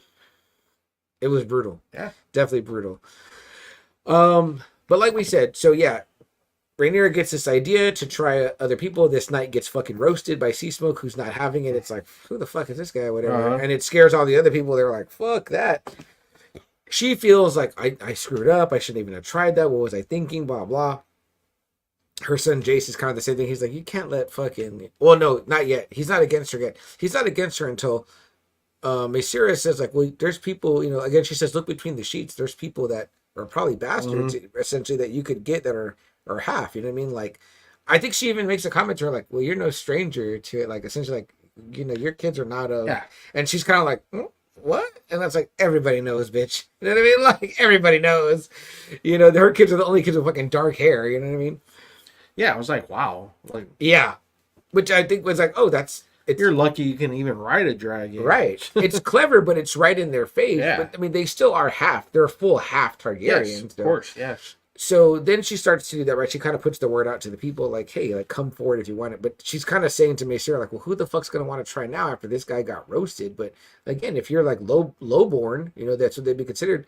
Hey, fuck it. It's a chance, right? It's like a chance at the lottery. Yeah, you know? Because it's kind of like... It's the Hunger Games. It really is. It's like you live, you know, in this squalor, or you can actually be regarded as a Targaryen family. Royalty. Cersei said it. Yeah. When you play the Game of Thrones, you win or you die. Yeah. So for them, it's a chance. You know what I mean? It's like, well, yeah. I don't think anybody else that was a highborn that where their lineage was recognized was gonna try after that. They were fucking scared because that guy got roasted. Yeah. And then Sea Smoke leaves. So it's like, not only did Sea Smoke not take to that guy, but I guess it felt insulted. So Sea Smoke took off. It was like, fuck this. Yeah. So then that's when they start getting reports like, hey, the dragon's been spotted, but it has a rider. And she's like, what the fuck? So she hops on her dragon, Syrax, which is also yellow, kind of like Sunfire was, which was Aegon's. And she takes off, right? So it's always, I always like get pumped up. Double, I don't know how you feel, but like when Rhaenyra like goes into action, I'm like, good, do something. You're just, she doesn't want to be there doing nothing, and we don't want her there to be doing nothing. I'm like, get on it. There's that great part too where she's looking at the swords, and I like when Maesira, she's like, you know, pardon me for saying, my lady, but this suits you, you know, like her having a sword. Yeah. And then she puts it down, and I'm like, it's her whole thing. Like, you know, there were parts of me in season 1 where I felt like Viserys was kind of a bitch. I was like, you're such a bitch. But then I realized, I'm like, okay, war begets nothing but war. As a person watching the show, you know, I want to see action, but then I'm like, well, he's keeping the peace. I think in the books they said that he's the one that has the longest reign of peace. Yeah. In the whole Targaryen bloodline. Yeah, and she's arguing that in the first episode. She's like, I'm inheriting 80 years of peace from my father. Why am I going to jeopardize that? And that's the thing. It's like Alicent and Rhaenyra, they've never really have war experience. Right. None of them do. Right. Obviously, because it's been peace for so long. And I would imagine that the town folk, the small folk, have not experienced a time of war. And as we know, as, you know, people of our age and of this country, and when you live through war, it's terrible. War is hell. You know what I mean? War is literally, you know, really the people suffer, everyone suffers. Yeah. And I think that's kind of what Christian Cole sees, right? When the people start getting roasted, he's like, men were just incinerated to ashes and just their armor was left. He's like, fuck, what did we get into? And I'm like, see, y'all fucking around, and then all this bad shit's happening. So so the next episode is pretty much the search for all the ones they can trace that might have Targaryen blood. A lot of them come. Mhm. A lot of them search out. She pretty much tells them the rules. Like, go up to them. If the dragon chooses you, it will bend. Pretty much bend its knee to you. Yeah. But I don't think she gives them like the whole fucking Right. truth. And then this is where like her son kind of gets pissed off. He's like, "When you let these Yes. commoners, like we're like highborn, or our blood is like this," and she's like, "Look, man, like Which I thought was stupid. I'm that like, was dude. stupid. That there he was showing his youth." Yeah. But what did you think, Double A, about when like the dragon handlers, those guys that are in the dragon pit, they were pissed off I would have too. killed them. I was if like, I was her. I would have what like cut this motherfucker's head off. I'm like, I get you speak High Valyrian and you deal with them or whatever, but you're still like, they're essentially the fucking the fat guy that was dealing with the Rancor in Jabba's palace. I'm like, Yeah, no kidding. You live down there with them. I was like, what the fuck are you talking back? I'm like, your gods went out and spread their seed Right. to normal people. Right. And I'm like, and you're all up in my face. I'm like, don't forget I'm the queen. I like when she slaps that one guy and she's like, it's my fault that you forgot to fear me. And I'm like, you're not bitchy enough. You got to be like Allison. She's a real Or bitch. Cersei. I don't know. Nobody fucked with Cersei. And that's like full bitch. So, hey, you never go full bitch. Hey, it worked for Cersei. Yeah, it sure did. Nobody fucked with her. Yeah. And then a sweet death by rocks. I was like, With Jamie in his arm. That was a good love story. that's what's gonna happen to Allison and Christian Cole. Have a I hope beautiful not. death. I just thought they would get roasted. Christian by better Dragon live. Fire. He better live to be an old man. And he's in the original. Yeah, there you go. He lives that long. And he becomes the Night King. Yeah. Oh, damn. The White Walkers. See, you like him too. Man, he sucks so bad. Kudos to that actor though, because everyone's always like, when you hate the character that much, the actors are He really is. That guy's acting his ass off. So what else, Double A? So in the beginning of this 7th episode, it starts out good because it's just like right away you see on the beach, Cyrax is there and Sea Smoke is there, and Rhaenyra goes right out to. So this is like her being a badass. Yeah. And she's like, and again, we know that this is Corliss's bastard son, Adam. Yes. His name's Adam. Yes. And she's like, he goes by Adam Hull. Right? Hull, yeah. Which I think Hull, is that the bastard name for? I believe so. On the Yes, ship? I believe so. Yeah. And so she's like, you stand with the Targaryen dragon, you know what I mean? Like, and she's thinking like this guy's gonna like want something, like be ransoming. And he bends the knee quick. He's like, no, he wants to be somebody because he's been nobody. And I like that character. I think he's cool. I think Adam seems like a cool guy. And he's like, I wish but to serve. And she's like, you just got elevated in stature by having a dragon. Why are you wanting to? And he's like, no, you know what I mean? Like, I'm just happy to be kind of like on a team. You know what I mean? So the dad had been ignoring him. He's like, hey, she's like, all right, cool. I need somebody that can ride this motherfucker because I'm outgunned right now, big time. And that's what she's trying to tell Jace when they're having their little argument. Mm-hmm. We need dragons. Mm-hmm. This motherfucker over here has the biggest dragon. He can come and destroy us if he wants to. Yeah. She's like, our dragons are fast, but they're small. Your dragon's not even going to stand a chance against them. And the worst part is that she has dragons, but there's no one to ride them. There's no one to ride them. What good are they? Yeah, so she's like, well, fuck, if I got some riders, that's going to be pretty good, right? So she tells him, can you get the dragon of Dragonstone? He's like, I'll try.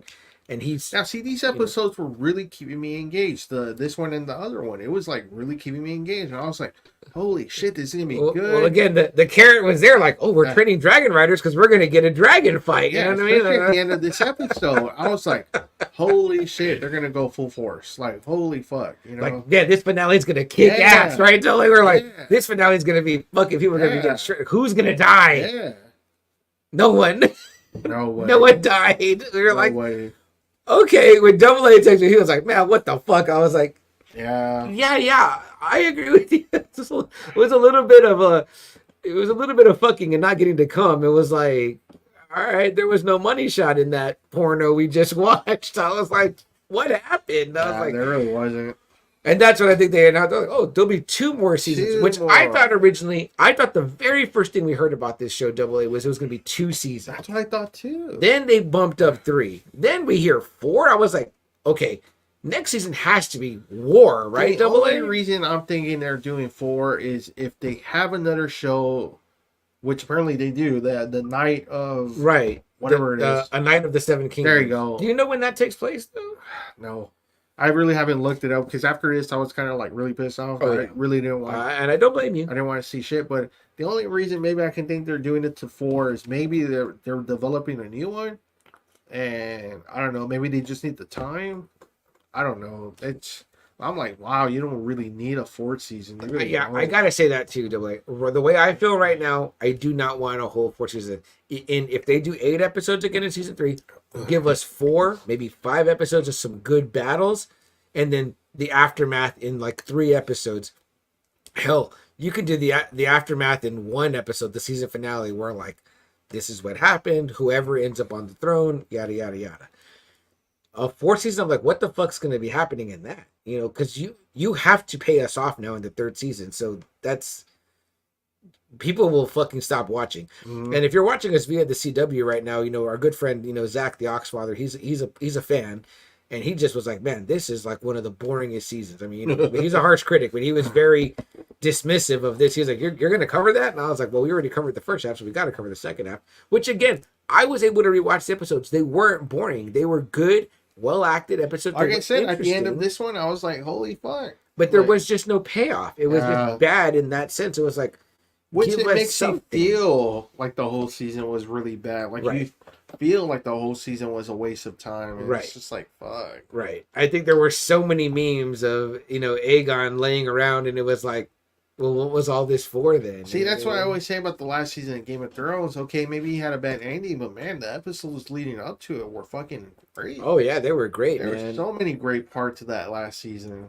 Brienne getting knighted, I will never forget. I watched that scene all the time, and I fucking cried like that a little big girl. Battle felt like a big battle between them and the Night King. Yeah. You know, just Jon being pinned down by the ice dragon was like fucking like fuck, man. He's fucked. You know what I mean? The Mountain and the Hound going at it. Yeah, great. That's great. Just Arya with that win on the Night King. I was like that. I think I stood up and like clapped. Like I was like, holy fuck, that was fucking awesome. Like that was awesome. The fucking like I said, there are so many good parts. Yeah. There. So going into the finale of this one, there's some interesting things that happen. Clubfoot obviously feels like he needs to latch on to Larys Strong. You kill your brother and your dad in your own family house, and you've apparently hid all the money in fucking Essos. I'm like, you are a real scumbag piece of shit.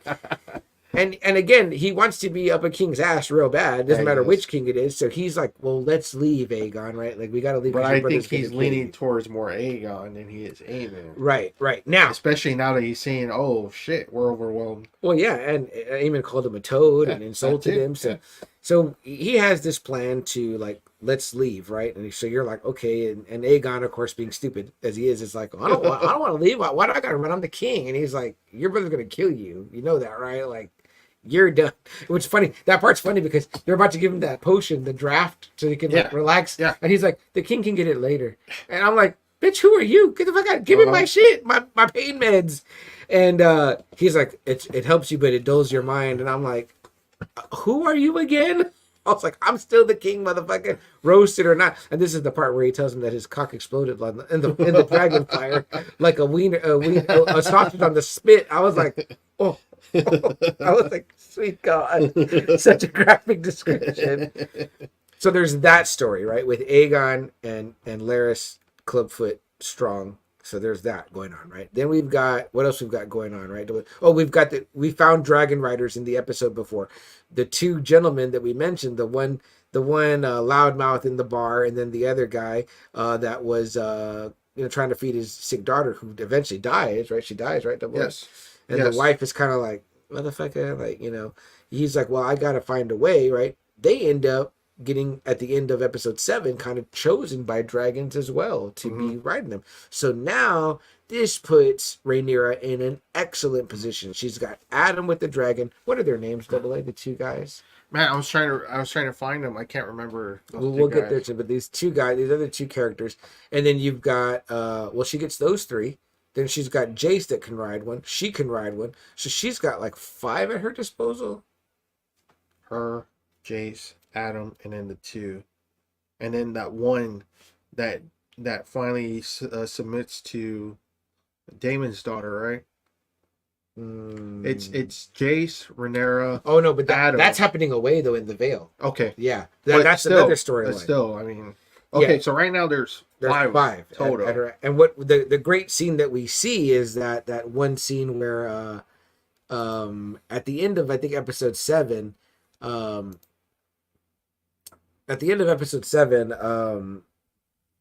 Aemond is taking what's his dragon's name? Balerion? His big dragon? Vhagar. He's taking Vhagar, like he's like, man, fuck this, I'm gonna fly the dragon, so whatever. And Vhagar is like going right because he sees the one dragon, right? But then he's like, pull back, Vhagar. He's telling him, he's like, turn around. And as he turns around, he gets him to turn around. This big fucking dragon.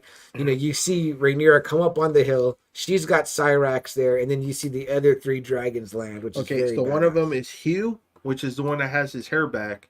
Yes, the big burly dude. His and then name is Ulil. Oof. Yeah. Oof. Yeah. Yeah. Oof. Like, yeah. Oof. Well, I thought like his name is Oof. Yeah. Yeah. Yeah. I think Jason makes fun of that. He Yeah. says his name is whatever. And this guy's a dumbass. He's fucking loudmouth. Yeah, I thought he was gonna get burned. I was like, oh man, this dude's finally gonna get burned. He's gonna be revealed like as not a Targaryen, and then it was like, oh shit. Because he's been saying in the bars, and even his bar buddies are like, well, aren't you one of them? You should go try out for a drink. Yeah. And he's like, well, I can't really be sure. You're classic loudmouth guy at the bar, right? And then he's like, they're like, no, this is your one opportunity, right? And he's like, fuck it. And they do end up running because the dragon starts to like fucking fuck people up. Yeah. So they're scared. So they're on the run. But then when they get confronted face to face with the dragons, they're able to, to train them, So in this episode 8 too, he's kind of being a dick, Ulif or Oof or whatever his name is, and Jace, the other guy, what's the other guy? Hugh's like, hey man, that's the prince, you know what I mean? And he's like, hey, you need to like learn the ways of court, and he's like, oh well, whatever, you know what I mean? And even Rhaenyra at one point she's like, you'll behave yourself like a man of of respect or whatever, and she's like, there could be a knighthood in there for you if you do, which is kind of like what Hugh's looking for. What Adam is looking for. They're like, hey man, they're like, hey, this guy is like doesn't represent us, you know what I mean? So she's offering them some good shit, whatever, considering, but she's like, hey, I need you to fight for me. And she tells him, she's like, taking on a dragon is like kind of like sending a death sentence, because either you win or you die. Like on that thing, we saw what happened to Rhaenys. It was like, there's no eject button, no parachutes or whatever. It's like the dragon goes down, you're going down, and you ain't fighting on the ground, you're fighting in the fucking air. So it's pretty much you go up there. If you don't come down the winner, you die. So and then we forgot Daemon. He's a dragon rider too. Right, that's right. Yeah, Daemon. Yeah, I forget his dragon's name too, whatever. But either way, that is also another interesting part, right? Because he's been having all these fucking dreams and visions, and then this is the big vision. This is the big vision, and he gets reached out to by the queen, who is the sister of Aegon, right? Yes. And she's the one that her baby got beheaded, but she has like this kind of like sixth sense. And what do we see? Like the 3-eyed raven. Yeah. So we see that, and then we see Daenerys. We see Daenerys. Yeah, we see Daenerys sitting there with the eggs. We see a White Walker. In fire. We see a White Walker. And all this leads to like a pretty great, heel turn, face turn on Daemon. Because I think we were all pretty much down on Daemon at this point. Like, oh, fuck, this guy's a dick. Yeah. And he finally has this realization because the I guess she'd be his niece, I guess. Who? The queen? Yes. She said, that's his brother's daughter. Yeah, she says, this is not your story, you're but a part of the story. And so I think then he realized, he's like, well shit, then I want to play my part. You know what I mean? Like finally. Right. Because I think that Daemon is still selfish. Yeah. But I think that if he wants to play his part, he's like, well, at least I want to play my part and get my part in the history books. If it's not going to be me. And he finally bends the knee to Rhaenyra and submits to her. And I love what she tells him right away. She's like, if you ever leave me again, like you'll regret it or whatever like that. And he's like, how can I, you know what I mean? So he raises her army there at Harrenhal.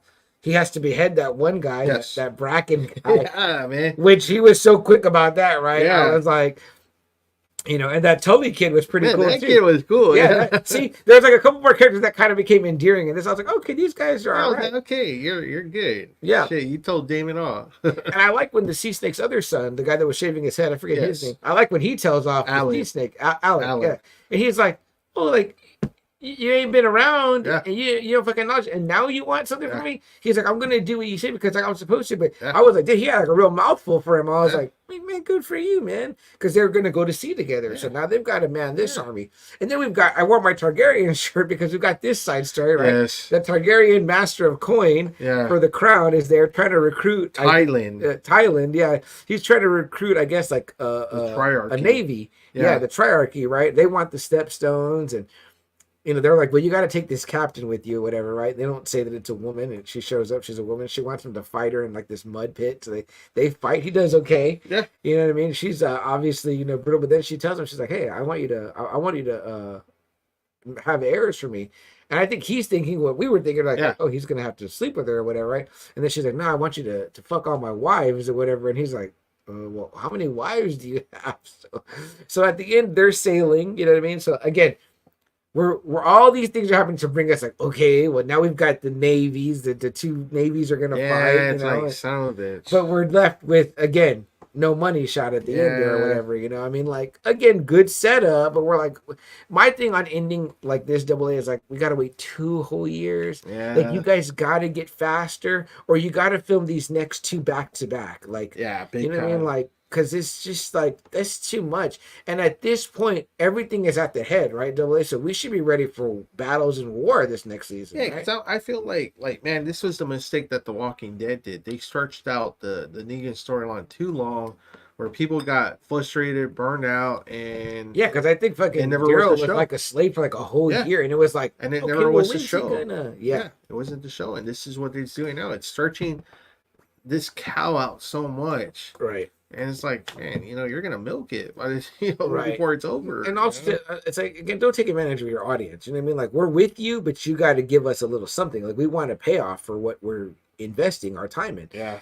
So, Double A, I want to ask you about this, right? Because this is an interesting part too. Another huge turn in this season is that, like, in episode 7, like, Allison goes to float in like a fucking lake or whatever, and I guess she realizes she's a dumb bitch. So she decides to go see Rhaenyra, and she's like, you know what? You're right. We need to avoid like a lot of unnecessary death and the dragons fucking roasting everybody and everything in their path, because pretty much the hand of the queen, Rhaenyra's hand, Corlys, he's like, you have the advantage now. You have more dragons now. We got to strike now. We got to take them at the knees. But they're like, a lot of people are going to die, innocent people, because if she starts roasting up King's Landing, it's going to be a real fucking mess. And Aemon just burned a fucking city just to burn one because he's a psycho. Yeah. So. And then he asked his sister to ride with him, and she's like, nah. Yeah, and I was glad for Allison then, where she stood up, she's like, you're acting fucking bananas. Yeah. You know what I mean? Like, and she's like, I'll write it, I'll try to, but I'm not going to burn nobody. And I'm like, well, that's not what he wants anyway, so. And then she said, like, he's going to die, too, that she had a vision. Yeah, and she tells him too. He tells her, he's like, "I can have you killed," and she goes, "It won't change anything." I thought that was pretty badass on her part. We missed that whole part too, right? Where they get thrown fish at them at the church. Yes. She can't even go out no more. Allison, where you're kind of like, "Yeah, you bitch." Yeah. Because again, she's been up her own ass this whole time. You know what I mean? So, and what's interesting though is she goes to Rhaenyra, she makes this offer. She's like, "Look, Aemon's gonna leave in 3 days. You come in, you can seize the city without any bloodshed." And she's like, "Oh damn, okay, good." This whole time, Rhaenyra's been trying to avoid that, right?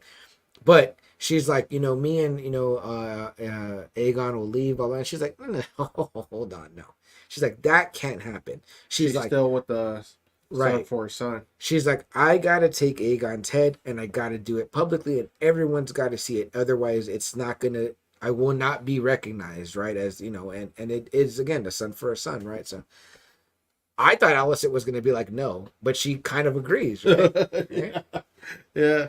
But the twist here is what, Double A, fucking Larys Clubfoot, he gets Aegon to leave the city. So what's Rhaenyra going to think when she flies in and be like, "Hey, what did you said?" She's going to think like, "Bitch, you were in on it." So all of that has to have a conclusion, I think, in season 3. And I would think pretty quick. Season 3, I don't know. Double A, that's got to happen in like the first 2-3 episodes, because from where we're standing right now, 2 years. Corlys is on the ocean already.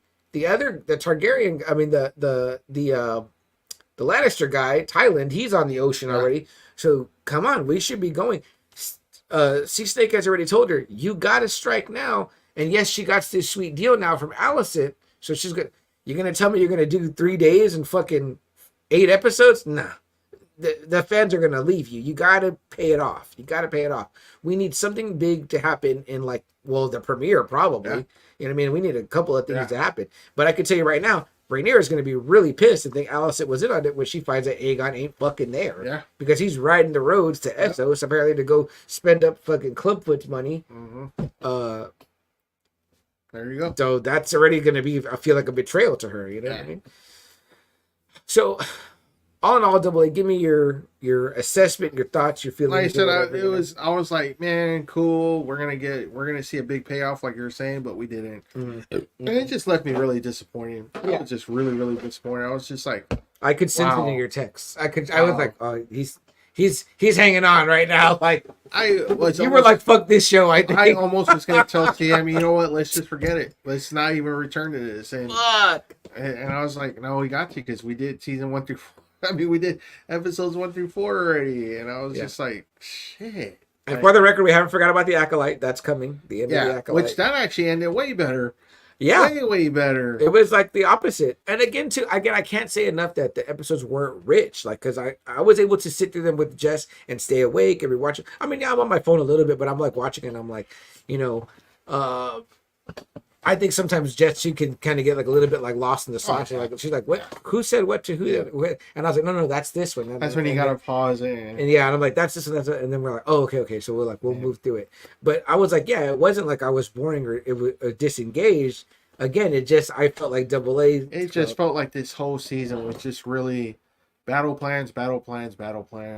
You got one kind of battle, and then that was it. It was just like. Nothing happened. Right. Nothing happened this whole season. And that's it. Is now they've built us up to like there should be like a naval battle. There should be at least Game of Thrones, you had big battles almost in every season. You had something big happening. And even then, as much as I love Thrones, the original, I do sometimes say like seasons 4, 5, and 6 can be a little bit dry. Sure. There's dry spots. But see, I think they were hoping that Martin was gonna finish. I think that's why they stretched that out. Yeah. And he just never could get it going. He never finished it. Yeah. And so I think they're like, okay, we're going to give you like an extra year, you know, and it's just like nothing popped out of that dude's head. It was but even then, Double A too, it's like, why not give us like a full 8th season? Like they just like kind of shorted us. They didn't give us a full. Because I guess Dickhead couldn't tell them what he wanted. I don't know. I mean, again, and to me, it's not as terrible as people make it out to be. No, I mean, like season 8's like, you know, people just hate the ending. Right. I never really hear people talk shit about that whole season. It's just the ending. With that Daenerys gets killed. Yeah. Yeah. No, because Jon goes north to the wall, and Bran is king. The way you spend the entire 8 seasons falling in love with Daenerys and Jon, and it's like, well, you know, I think you love her before you love Jon. Yeah, you really do. Yeah, you're almost like, is she the primary character? They're both struggles. Their struggles are both real as they finally become who they are. To be honest, you don't really even get into Jon until probably like after Robb dies. You really don't know. Yeah. And the whole time we're with Daenerys, so it's like you really love her. I think she was many people's favorite character. Yeah. So to rob us of her, again, I told Double A, and we talked about this on our very bad early Game of Thrones episode, not because of Double A, but because of me.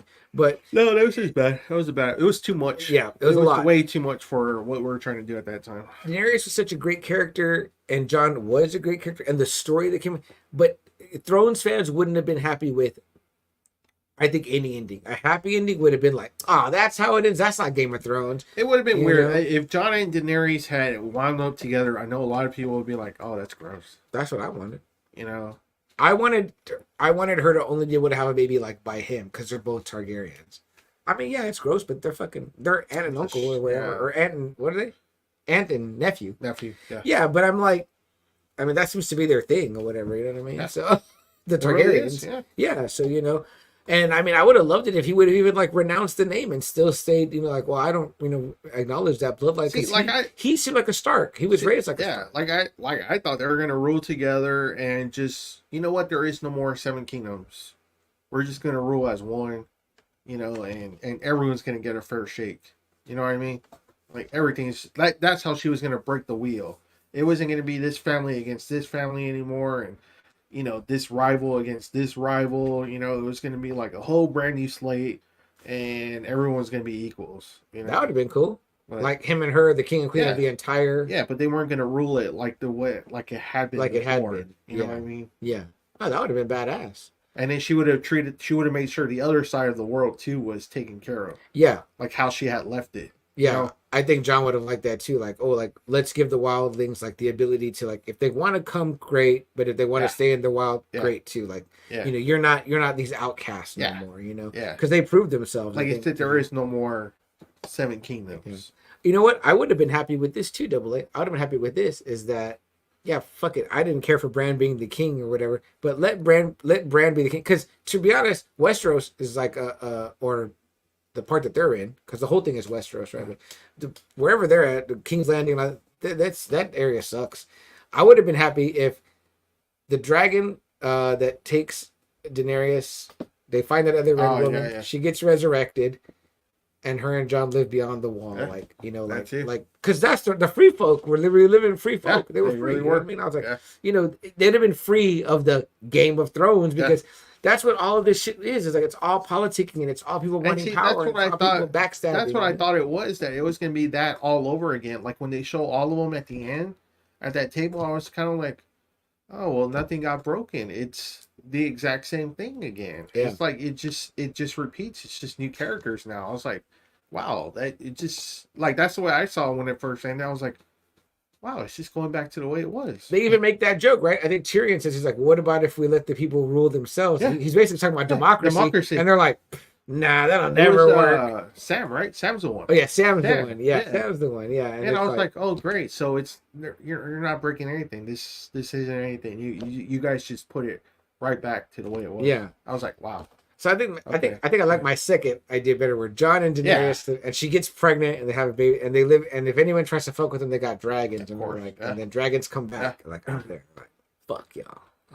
Yeah, because that's what I got mad at. I was like, great, nothing happened. It's just somebody new is in charge, and all the petty squabbles are still gonna be there. I was like, wow. Fuck you, Bran. You suck. No, I like Bran the Broken. Man, the Broken. I think I like Bran. I didn't like Bran the Broken. His character's kind of cool in the book. I mean, like where I was at. Don't get me wrong. It's like maybe him as an advisor would have been awesome because obviously he knows like, whoa, don't do that. Yeah. This happened before and it didn't turn out right. Right. I agree. I'm like, Teddy Roosevelt though. No, not Teddy. Franklin Roosevelt. Yeah. Yeah. But you know what? I think once Bran became the Three-Eyed Raven, he was kind of annoying. I was like, I like his visions. Yeah. Man, every time he had a vision, I was like, oh, yeah. Right. Let's go. Right. What are you going to see now? Also, too, I think a lot of people were like, "Oh, he's gonna like go into one of the dragons and do that thing through the dragon." That's what everyone thought. Like, nothing happened. That's what everyone. It was a real fucking bummer, man. Yeah. So it's like, man. Real quick, we got a late entry here. Comment from Twitch. Saul. We'll just go with Saul. Saul says, hello, Saul. I appreciate you joining us via Twitch, man. Thank you. Did you watch House of the Dragon? That's what we're talking about tonight. The last 4 episodes specifically. Well, and unfortunately, we're getting to the end here. Yeah. But Double A, what are your kind of final thoughts on the season? And how do you feel going into season 3? I don't know. I don't know if I'm gonna wait 2 years. I don't know if I'm gonna want to rewatch this. Right. Remember this season to like you gotta have a good recap if you're gonna do it. Look, the way I felt coming into this season, I felt like my sister rewatched, and I was like, I don't think season 1 was worth rewatching. I'll go with the recap and be okay. I was even gonna, if I really had forgot it, just watch a YouTube, like a quick, this is what you watch before you watch season 2. And I'm still glad I didn't rewatch because I didn't really think I needed to. You know what I mean? Like, if somebody told me like, hey, let's do a rewatch with the Game of Thrones, I'd be like, okay. Like, because I love that one, you know what I mean? Yeah. And this one is fine. It's a very good show, but I just didn't feel like I needed to resit through season 1. And I don't want to sit through this season again for season 2. I sat through the last 4 episodes a second time for this. So it's like, and again, you know, like Double A said, we really got one dragon battle, and that was it. It's like you got to give us more. You got to give us more to keep us coming to the table. Otherwise, what are you doing? You're wasting these actors' time. You're wasting the audience's time. I mean, they're going to become disinterested. I mean, you know, say what you will about Deadpool and Wolverine, completely different thing, different genre, different. You know, it's a movie. It's superheroes. It's whatever. But I'm like, and it was fan service or whatever. And I'm like, I was fucking a lot of fucking fun. Yeah, it paid off. Yeah. I was like, it was fucking fun. You know what I mean? So it was good. Saul says, I'm from Mexico. I don't understand anything. Well, that is unfortunate because we only do this show in English. Saul, but we appreciate you being here. So, you write pretty good English. Yeah, your English is writing pretty well. Maybe you're doing a translator there, a translator app perhaps. But yeah, I can't say much else other than you know, thanks for joining. Either way. Thank you. Yeah. I think I'm in Double A. I won't say for the long haul, but I'm in at least to the beginning of this season 3. I need some immediate, quick payoffs in this premiere, and I need, you know, some things to be in motion. Things you got to move fast. They got to ramp it up big time, and they got to build enough of a season 3 story that I want to see a season 4. Because just hearing about a season 4 right now, I'm like, this show. I'm like, and again, it's not bad. It's good, but I'm just like.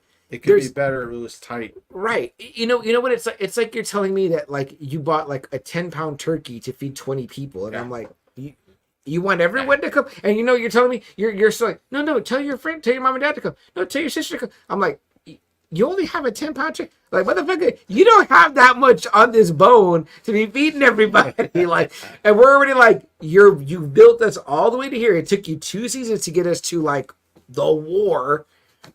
That's what we're fucking here for. The war, the Dance of Dragons that we fucking heard about in the original series. I'm like, what the fuck is happening?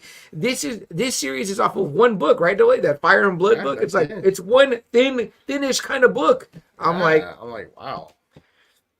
Come on now. I mean, if I'm them right now, I'm thinking about like, let's just cut that 4th season. Yeah, I would. You got to do it. What do we always say? The formula. They fucked up with the Justice League because it's like, we already know we're going to get a second movie. Oh. Don't count on extra shit. Yeah. Do it. Give the audience payoff, and then deal with the task of having to write a better sequel. But you tease Darkseid when you first movie was not that good. That's not good. Nope. That's not going to work out for you. Nope. You got to, you know, if that's your big bad and that's your guy, you got to go with that. You got to roll with that, and you got to push through. Maybe you don't kill him off. Maybe you bring him back. How does he come back? Or what? So there's things to be said for this. Don't tease. Yeah, don't.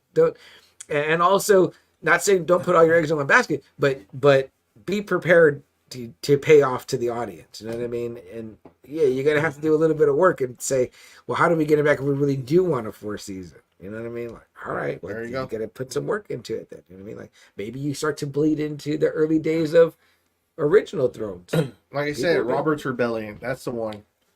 That's the one right there. You've been saying that for forever, and I think that you're right. Yeah. I just want to see. You would know the characters already, and you would see when the hammer hits him, boom, and the rubies. They described that so well. And you would see a prime Robert Baratheon. That's supposed to be one of the deadliest men in all the 7 Kingdoms. We got to get like a young, like buff guy to play, like Braun Strowman or something.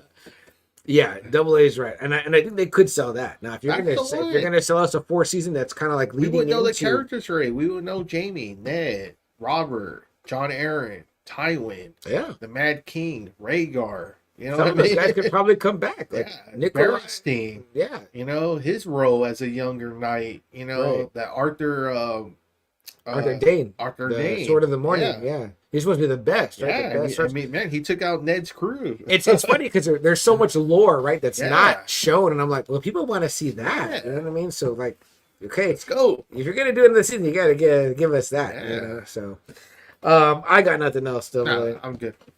Guys, I want to thank you for joining us, especially late in the evening. There he goes. What up, Abe Doug? We appreciate it. We gave you a shout out earlier, brother, and I brought in the Coronas just for you, my man.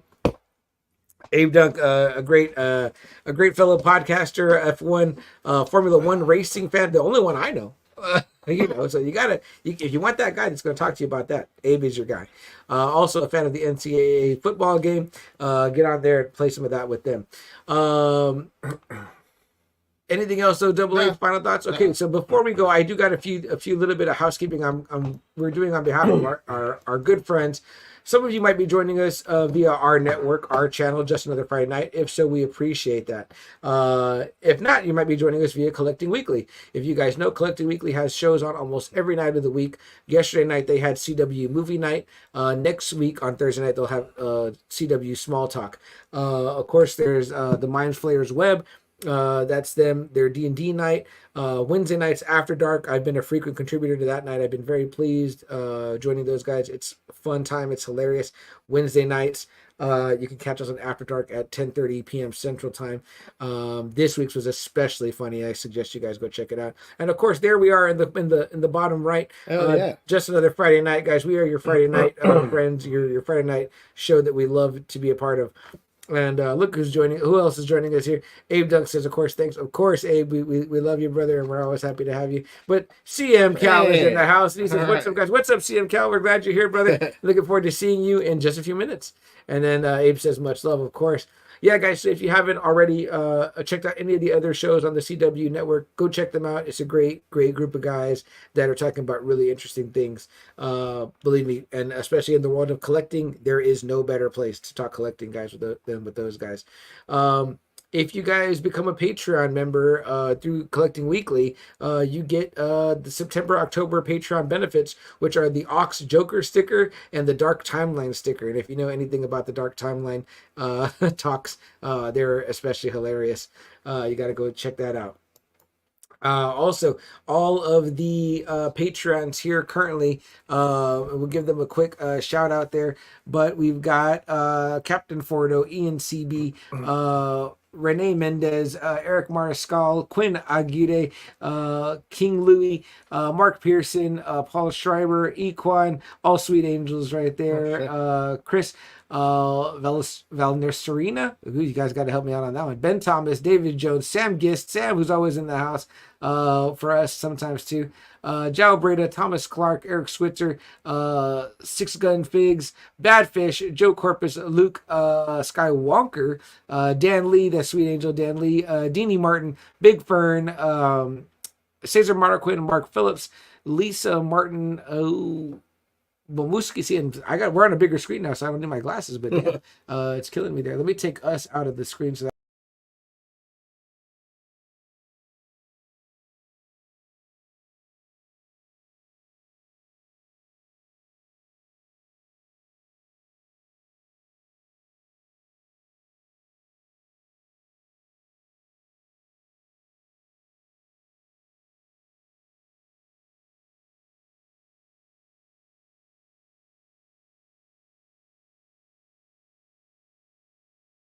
put us back on and move that there. Jared Gagney, Alberto Correz, Big Rib, Trevor Weed. Hey, Trevor Weed, what's up, man? That's cool. He's a new guy to the Patreon.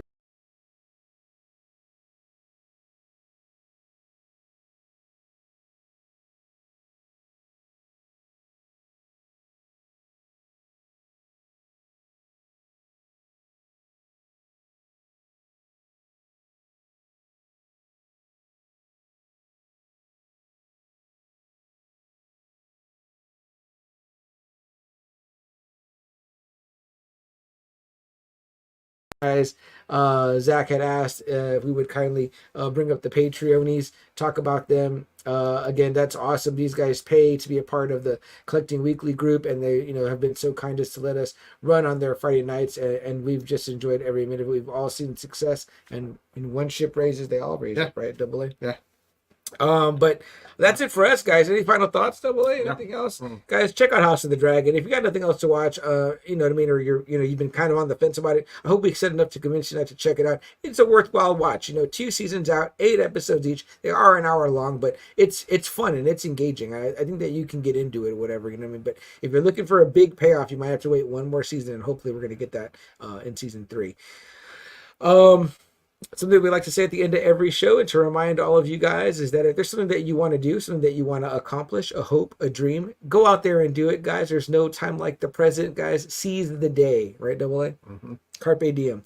And the other thing we like to remind you of is what the great Captain Steve Rogers himself said during Endgame when he reminded the Avengers before they went back on the time heist, is that they must do whatever it takes, guys. So seize the day, guys. Do whatever it takes. I'm CM Chuck. I'm Double A. Together we are Just Another Friday Night, San Antonio's premier pop culture podcast with P Breaks live on Friday nights on the CW network and also on the Just Another Friday Night channel. Check us out in all the places. Give us the like, follow, shares. We appreciate you guys. And if you ever have a pop culture topic that you want us to talk about or discuss or bring up, by all means, our channels are always open. Check us out on our group, the Friday Night Faithful. We talk about all things pop culture in there too. A lot of fun. We hope to see you guys next week with us again. Double A, do we know what we're doing? We have a few shows, so yeah, we can do something. We got some stuff planned. Yeah. We got some stuff planned. So we'll definitely be talking something fun pop culture with you guys next week. Either be Acolyte, Cobra Kai. Ooh, You know, yeah. We want to get those out Aliens. there. Ooh, aliens. Who knows? Yeah, that'll Who be fun knows? too. All right, guys. Take care of each other. Have a good night. Be safe. Good night.